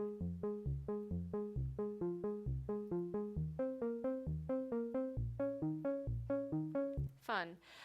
So now maybe we have like an arpeggiated bass line, right? Or we can do something like, let's see, actually, you know what? Let's just keep it with that. What if we went to, let's say, I'm going to go from arpeggiate to connect. I'm just kind of playing around with things too. So connect basically is a way where it'll like add notes in between where notes already exist. So spread is just referring to like the distance or the maximum like pitch it's going to add. So for example, SD stands for scale degrees. So if I were to increase this, basically it's just going to add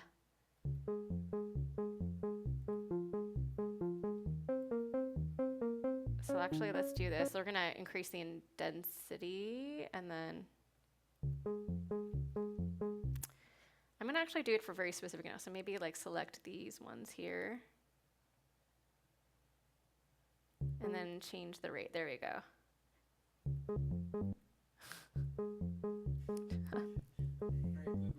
It is.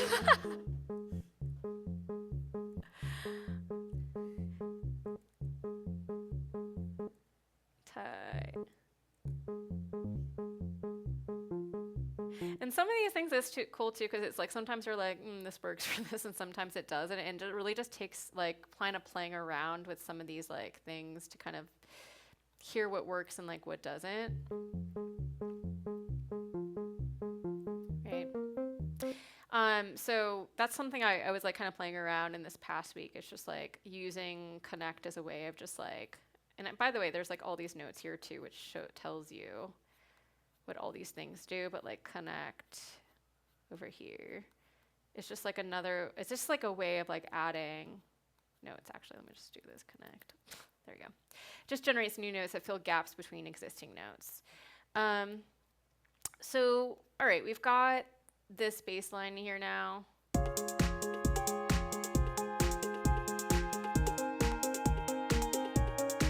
Cool, so we've got this like idea here, and one last thing before I basically record things to arrangement view is I wanted to do this actually. I'm gonna play in something using a chord instrument. So I'm gonna use this instrument that I made, which we'll go over next week.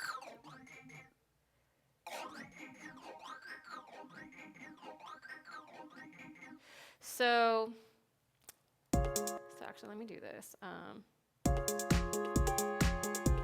gonna turn this off.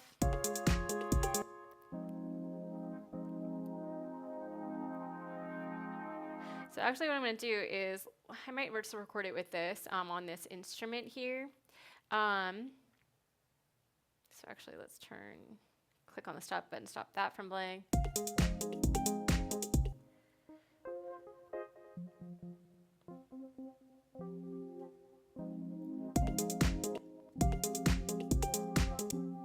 Okay, so I'm gonna want to record in something just to kind of like have something that we're recording in versus just like drawing something in or using these like generative tools here. Let's turn on the metronome.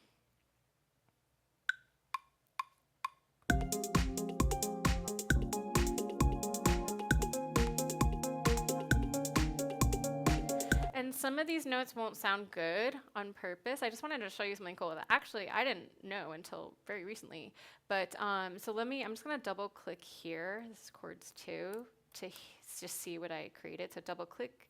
So, and then I can quantize this, right? So we can go to, so we're in the transformation tab here. So I can go to quantize and just maybe apply. We're quantizing here. And I can also drag this over, oops, as well. And then drag these over.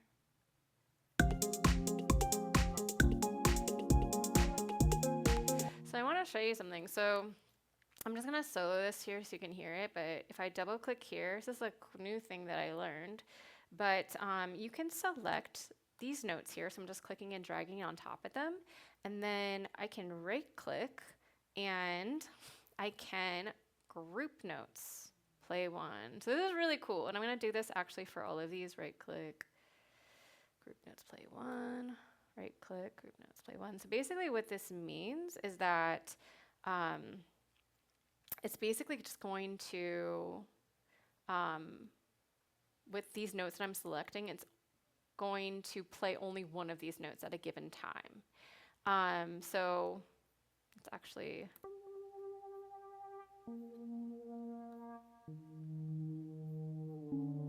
whoa, that's cool. I think it's actually, these are, let me actually shorten this and then do this again. Yeah, okay.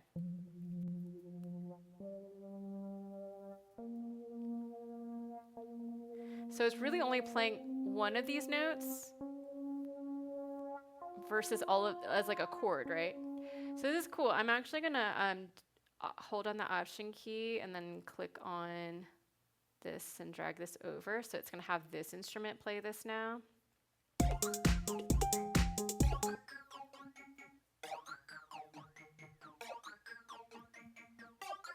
So it's playing, basically it's like kind of choosing which note it's gonna play in each chord.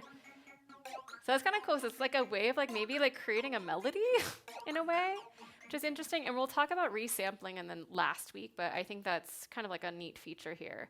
Okay, so what we're going to do now is we've got some ideas, and I'm going to start to kind of do what I did at the end of last class. I'm going to start to organize them together in session view, and then we're going to record it over to the arrangement view. So actually, what I'm going to do is hold down the Option key, click and drag down. I'm going to rename this kick, double click to go inside of the clip, and basically delete everything except for the kick.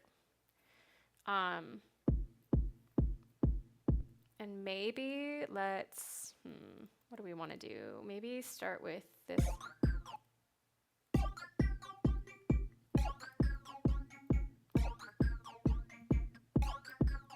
I think something is off timing wise. There you go. Cool. So again, I selected these clips to launch them, and then I can go to Create, Capture and Insert Scene. Let's right click, rename this to like Intro, click and drag up. And then maybe go in with this guy. I think this was actually, this should be 3.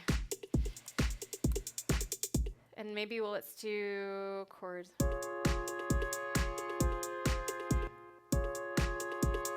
Okay, so this is our next idea. So we're gonna go to Create, Capture, Insert Scene. Actually, we don't really need to do that because, well, I guess we could do because we want to put these 2 clips on its own scene. So Create, Capture, Insert Scene, right click. So maybe we're also gonna put this as part of the intro, but maybe it's intro part B. And then we're gonna add, let's say, the bass line.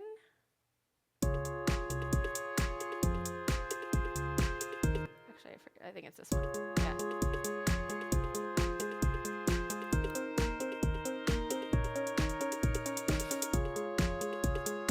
And I feel like this is actually gonna be down an octave.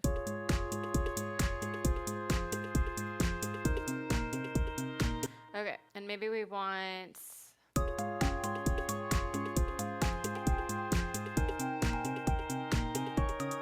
and that's pretty busy actually with this bass, so actually I think I'm gonna grab this and hold on, actually grab these chords and do what I did before, where I just took this down an octave and just had it play just like the whole bar. I think it was E. Oops. Let's shut down.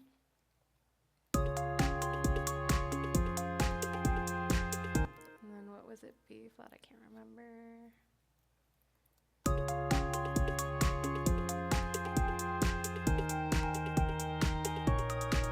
Cool.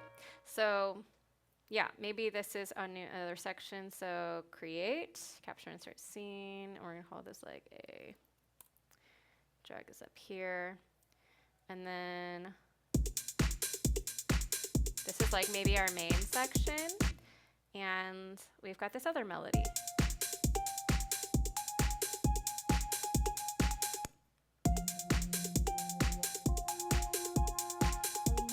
Oops, was it this? There we go. And let's try it with this bass line, actually. Cool. Create, capture, insert scene, B. Okay, and then maybe at this point, like, if I wanted to, I could maybe like duplicate this, right click, duplicate this scene, and then just drag this down, right click, duplicate this scene, drag it down, and then just so like the sections repeat. And again, once again, I've created something that I would probably never create on my own outside of teaching, but here we go. We're gonna record this to the arrangement view, and I'm gonna first click over here to kind of set where I want to start recording. So again, just a reminder, if I click somewhere in the arrangement view, we get this marker. So it's just basically setting where I want to record. So I'm going to click on the intro scene to kind of just like start it off. And then we're going to click on the arrangement record button. So it's going to start recording whatever I'm playing in session view.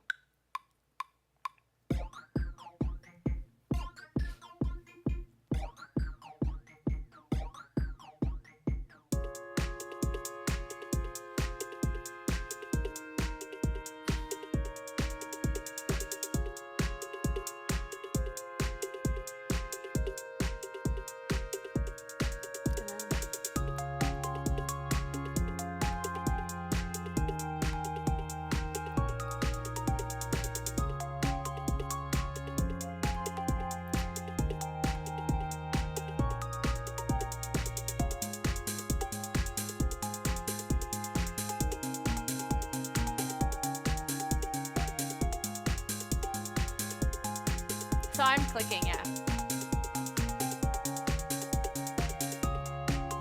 So yeah, I'm just clicking on these scenes to launch them, and like basically I'm gonna pretend like I'm like performing this live, so I'm gonna like play it for as long as like the song section should be. So like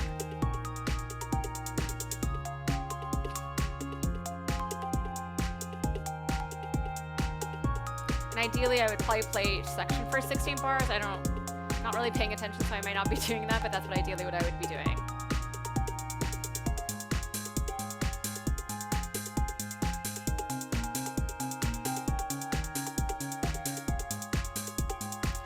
And then maybe I'll do this thing.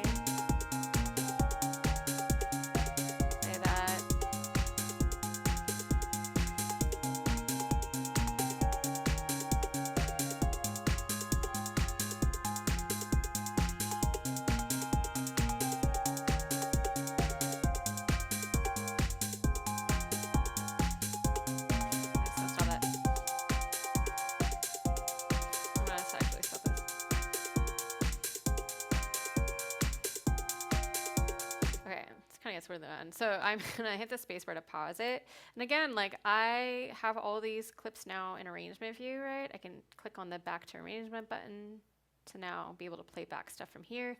And the idea is like, you know, I might not love all of the ideas here, but I can kind of like now go through and like edit it and like kind of get rid of things I don't like and create new clips. Before I do that though, I just wanted to show you like a few more things in terms of like the editing tools or the transformation tools with MIDI and other things that you can use. So for example, maybe we're gonna spice up these chords sounds a little bit more. So I'm gonna hit the S to solo this. So we're going to be talking about instruments next week, but if you go into the browser, there's a really cool MIDI effect called chord. And what's neat is, again, if you click on these arrows here, it gives you these presets. And so basically, if I click and drag over here, these shift knobs here basically will just like add notes above what you have. So it sounds wild right now, right? It doesn't sound cute, but what's cool is I talked about the idea of like scale awareness, right? And so because this clip has a scale that's selected, and that's reflected up here, what's neat is if I click on this, notice this button looks the same. This is a scale awareness button, click. It actually will snap the notes. So if I start changing, notice how it says, before it said actually semitones, which is that's what ST stands for, which is half steps. But if I click on this, it actually snaps this to SD, which is scale degree. And it's a huge time saver. But basically, whatever I drag over here, it's going to add scale degrees, or it's going to add notes or pitches, but it's going to put it in the same scale. So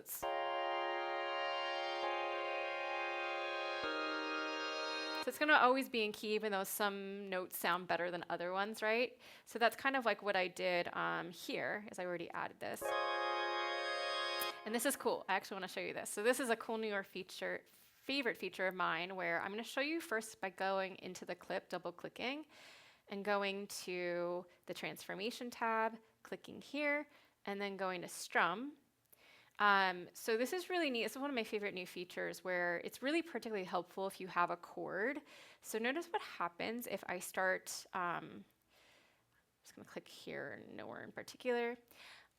If you change this tension amount and then start, you can either drag this or drag the lower high. So lower high is referring to actually the lowest pitch and the highest pitch, but notice if I drag it this way, notice that like the higher notes start to shift more to the right. So think of it like if someone was playing a guitar, do this, someone's playing a guitar, right? And they kind of like strum the notes so they're not being played at the same time, but it's like da da da, right? So that's kind of like what this effect has.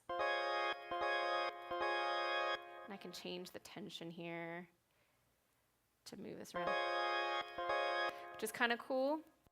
But I wanted to show you that in this chord tool, they also added a strum feature. So I can increase this.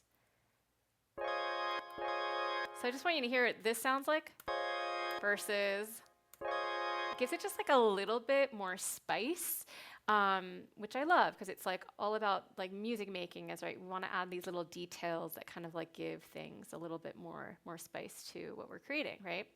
So that's kind of neat. And then just like, I'm not going to go over all of these, but you'll just like notice that this button here will show up in different devices. So if I like, I don't know, like add pitch here, there's the button. We'll go over some other instruments next week, like Meld, Audio Effects Roar, and you'll find that these scale awareness tools are also there, which is cool because sometimes like you'll add something or turn something where it's like creates these like interesting tones that maybe aren't in the same key. This button will basically allow you to snap those frequencies and notes into the same key. So it's just makes things sound better. So big fan.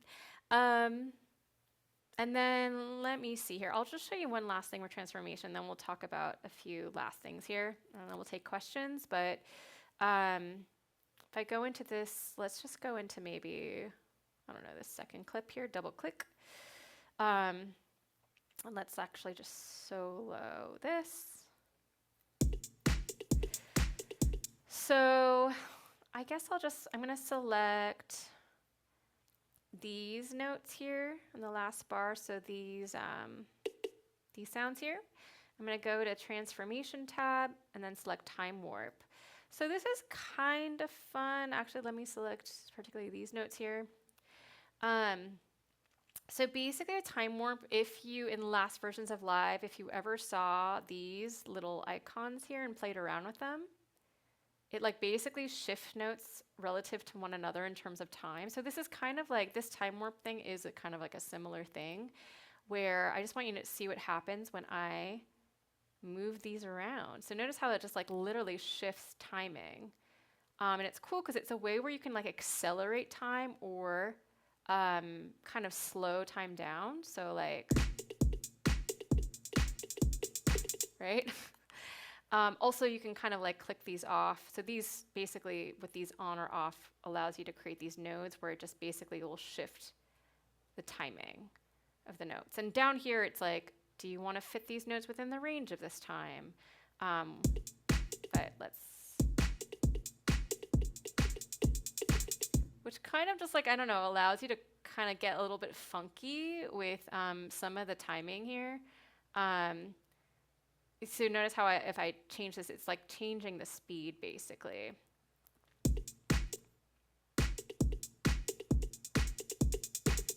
And again, nothing that you have to use, but again, I would encourage you to kind of like go through these different options and then play with the parameters and just like hear how it changes things. Just as like a way of like, I don't know, leaning into creativity and using them as creative tools. Okay, so lastly, let's see here. I'm just going to go through this one tab really quickly, but I'm actually going to go to this last. Where's the... oh, I guess I did it here. That sounds crazy. Oh, I guess I did this wrong. I didn't mean to add that. I meant to do this here.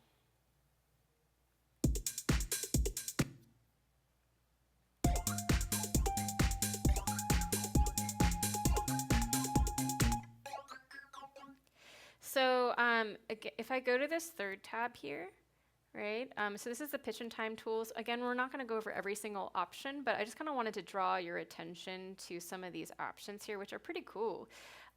So for one, actually what I'm going to do is maybe because this instrument's kind of hard to hear it, I'm going to go to the chords and we're just going to go select one of these clips here. So I have these 3 notes, right? But what's cool is I can maybe like add an interval. So, and I can choose, maybe I want to add it like,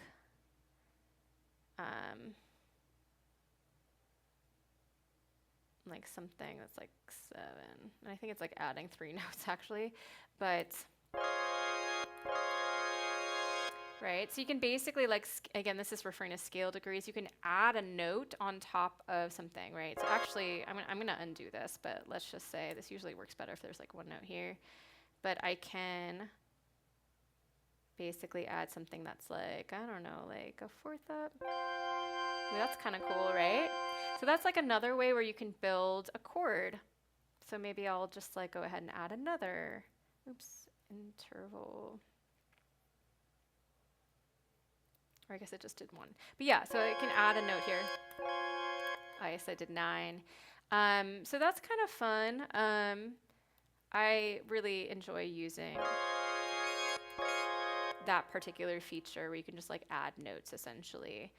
And maybe if we have time, we'll go over some of these other options later. But I just wanted to point your attention to that because that's like a cool newer feature that I enjoy. But you can find all of the other options, pitch and time. Maybe I did this down here in the notes, pitch and time utilities. So I'd encourage you to explore those as well. But yeah, lastly, I did want to talk about MIDI note editing. We talked a little bit about just like the idea that you can move notes around. So actually, let me go here. By just dragging it left or right, or move it, maybe transpose the note, move it to a different pitch by going up or down. But there are some newer cooler, newer features that if you've edited in the arrangement before, which this will be applicable to editing in the arrangement. So like, if I want to say like, I don't know, split up this clip here. Basically, I can just kind of click where I want to edit, and then I can either go to the menu and go to edit, and select this option split, or Command E. So that's a good keyboard shortcut to know. So basically click where you want to cut the clip and type Command E. And basically what happens is it cuts this clip here, right? But I want to just show you this because a lot of these same commands that you see in the arrangement view where you can like edit clips applies here now in the MIDI editor. Meaning that if I want to say like, I don't know, split up this note here, I can just select it, and I can either like right click here and then chop note on grid, or Command E. So basically it's chopping it based upon this 16th note grid. So now it's taking this 8th note and it's cut it into a 16th note, which is fun. Also you can, let's say, hold down the Option key. So Option, hold on, I have this whole key command or these notes here. Scale settings, velocity randomization,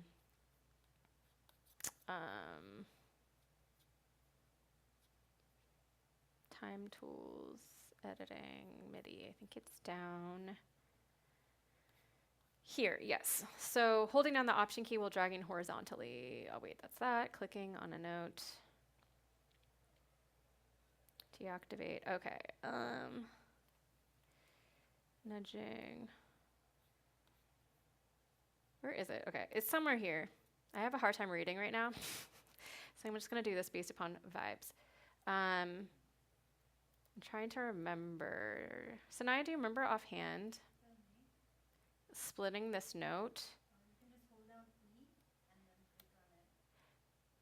Okay, so hold down E, click on it, it does it based upon the grid. Oh, you know what it is? I think it's Option E, yes. Holding down Option and E at the same time will basically, if you click and keep dragging, will just like infinitely split it, right? So like, whoa, that's crazy. Or, yeah, what's nice, I said hold down the E key and then just click and it splits it based upon this grid. Or actually, I think it is just based upon where I clicked. So hold down E, click where you click, and it's gonna split it, or hold down the Command key, and then, oh wait, sorry, Command E. Command E will split this based upon the grid. So there's a lot of different ways you can do it, but it's the 16 note grid, yeah, cool. So that's kind of fun. Okay, so editing MIDI, also you can like join notes. So select these notes, click on this, hold down Shift, click on this, Command J will join the notes, right?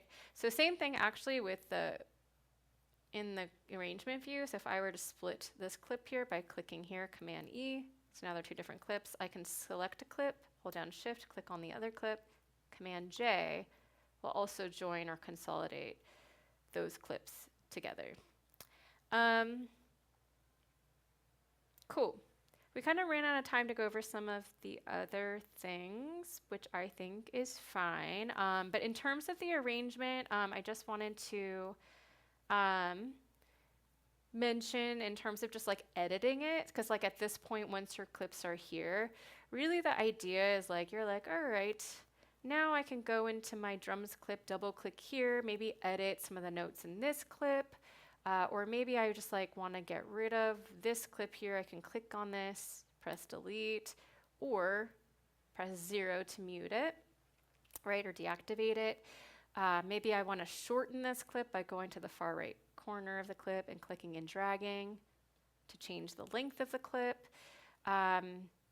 Maybe I want to create a new clip, MIDI clip over here, so you can just select the time, click and drag, create, insert empty MIDI clip. Boom, there you go. Maybe you want to move things around by just clicking and dragging, right? I mentioned this last time, but if you wanted to like insert time here, you can click and then create, insert silence, type the number of bars that you want to insert, maybe 16 bars, okay. But also I just wanted to draw your attention to the fact that if you go to the edit menu, there are all of these other options for, let's just say I've selected all of this time over here. You can go to edit, and then let's say duplicate time. And it literally will duplicate the time that I selected, or maybe I want to cut time, which will delete what I just selected, right? And maybe I want to paste it over here, so I would just click over here, edit, paste time. So basically these commands here in the menu bar will allow you to kind of like play around with your arrangement, right? Cool. So I think that is it for the majority of what I wanted to talk about today. And I know that was a lot of talking. So I want to see if there's any questions in the room. No? Okay. Any questions on Zoom?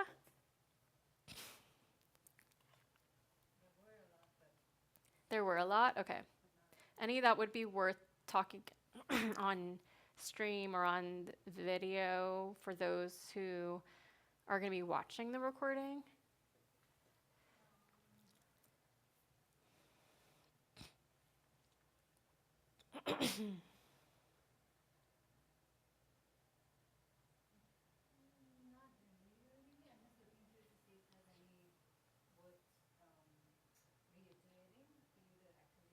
Yeah. Okay, I'll ask the question to see if you have like a way to answer this one. Okay. Do you want to actually use the mic just so, since we have it? Okay, so this question was in the chat. What about if you change the hat pattern? Is there a way to change all clips in the track at once, rather than consolidating all clips and duplicating them in the arrangement? Okay, wait, can you rephrase that question? Let me see if I have. Okay, so if I have 8 clips in a track, Yeah.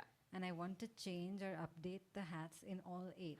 Ah, Do I okay. need to copy and paste the new hats into each individually, or is there a command to change all 8 clips?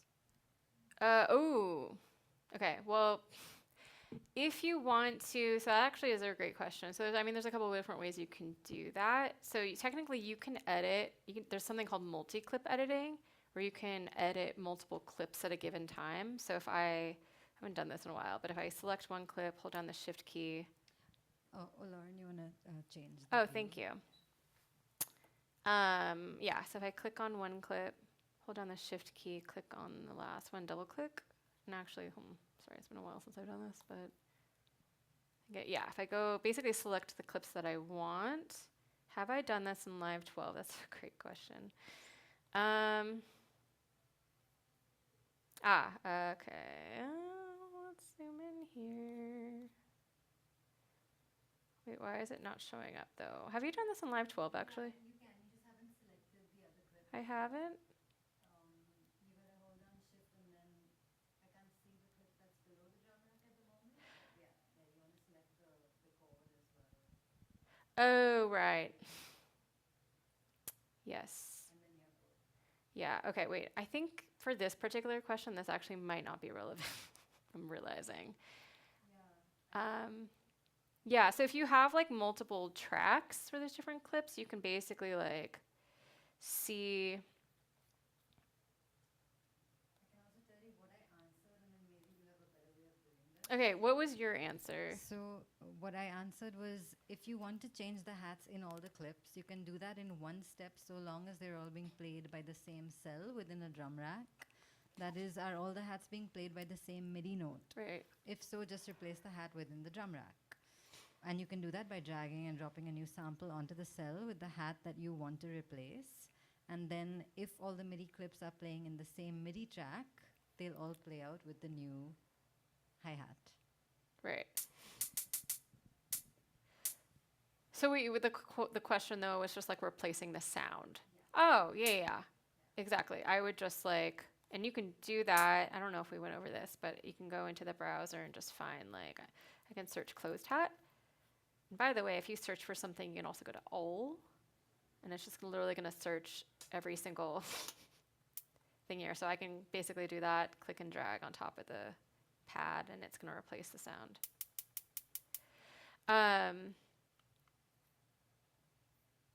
So that was just basically like just changing the sound. That is probably the simplest way to do it, yes. Was there? Okay, no more questions. Wow, I am so surprised. Okay, well, next week, so I guess what we can do then is talk about the week 2 assignment, because I made this so long ago, I don't even remember what it is. So here, let's do this, because there's a point of having this. So for this week's assignment, your assignment is to create 3 different MIDI tracks, 1 track containing a drum rack, 1 track containing a melodic MIDI instrument. So if you, whatever version of Ableton Live you have, they all come with an instrument called Drift, which you can find in Instruments. Clear. There you go. If you happen to have Suite, it comes with an instrument called Meld, which I'm going to be going over next week as well. So yeah, basically have a track containing a melodic MIDI instrument, 1 track containing a chords MIDI instrument, and then go ahead and apply some MIDI generative tools to each track. So for example, you can apply the rhythm MIDI generator that we went over, seed or shape to the melodic instrument, stack to the chord instrument, and then apply some MIDI transformation tools to each track. Okay, well, we haven't gone over this yet, but we're going to go over it next week. Roar is an audio effect, and then basically experiment adding MIDI and audio effects to each track to continue to transform the sound. So yeah, if you go to the browser and go to audio effects and MIDI effects, you can do that. And maybe play around with this chord instrument that I showed you. And then you can use that like scale awareness tool, which is really cool. Maybe the strum tool. Yeah, and that's it. Next week we're going to be going over instruments and effects, and yeah, I'm excited to share with you all. Indigo asked, thanks so much for this. When will this recording be posted on the Teachable portal? So I talked about this at the beginning of class, but it just depends on where I'm at next week. But typically it's like uploaded by like the middle of like next week. But yeah, I finally used the video switcher today, so I'm really proud. But yeah, until next time, we're gonna do a little push tutorial for those of you in person. So also, yeah, if you're in LA, please feel free to sign up for the next like in person, because it makes it more fun and vibey. So we have 2 more sessions the next couple of weeks, so you can come to Ableton's space and learn in person. But yeah, thank you so much, everybody on Zoom. We're gonna end the Zoom, but then we're gonna do a little cool like in-person push tutorial. But for everyone on Zoom, have a great weekend, and we will see you next Friday, next week. Bye, all of you.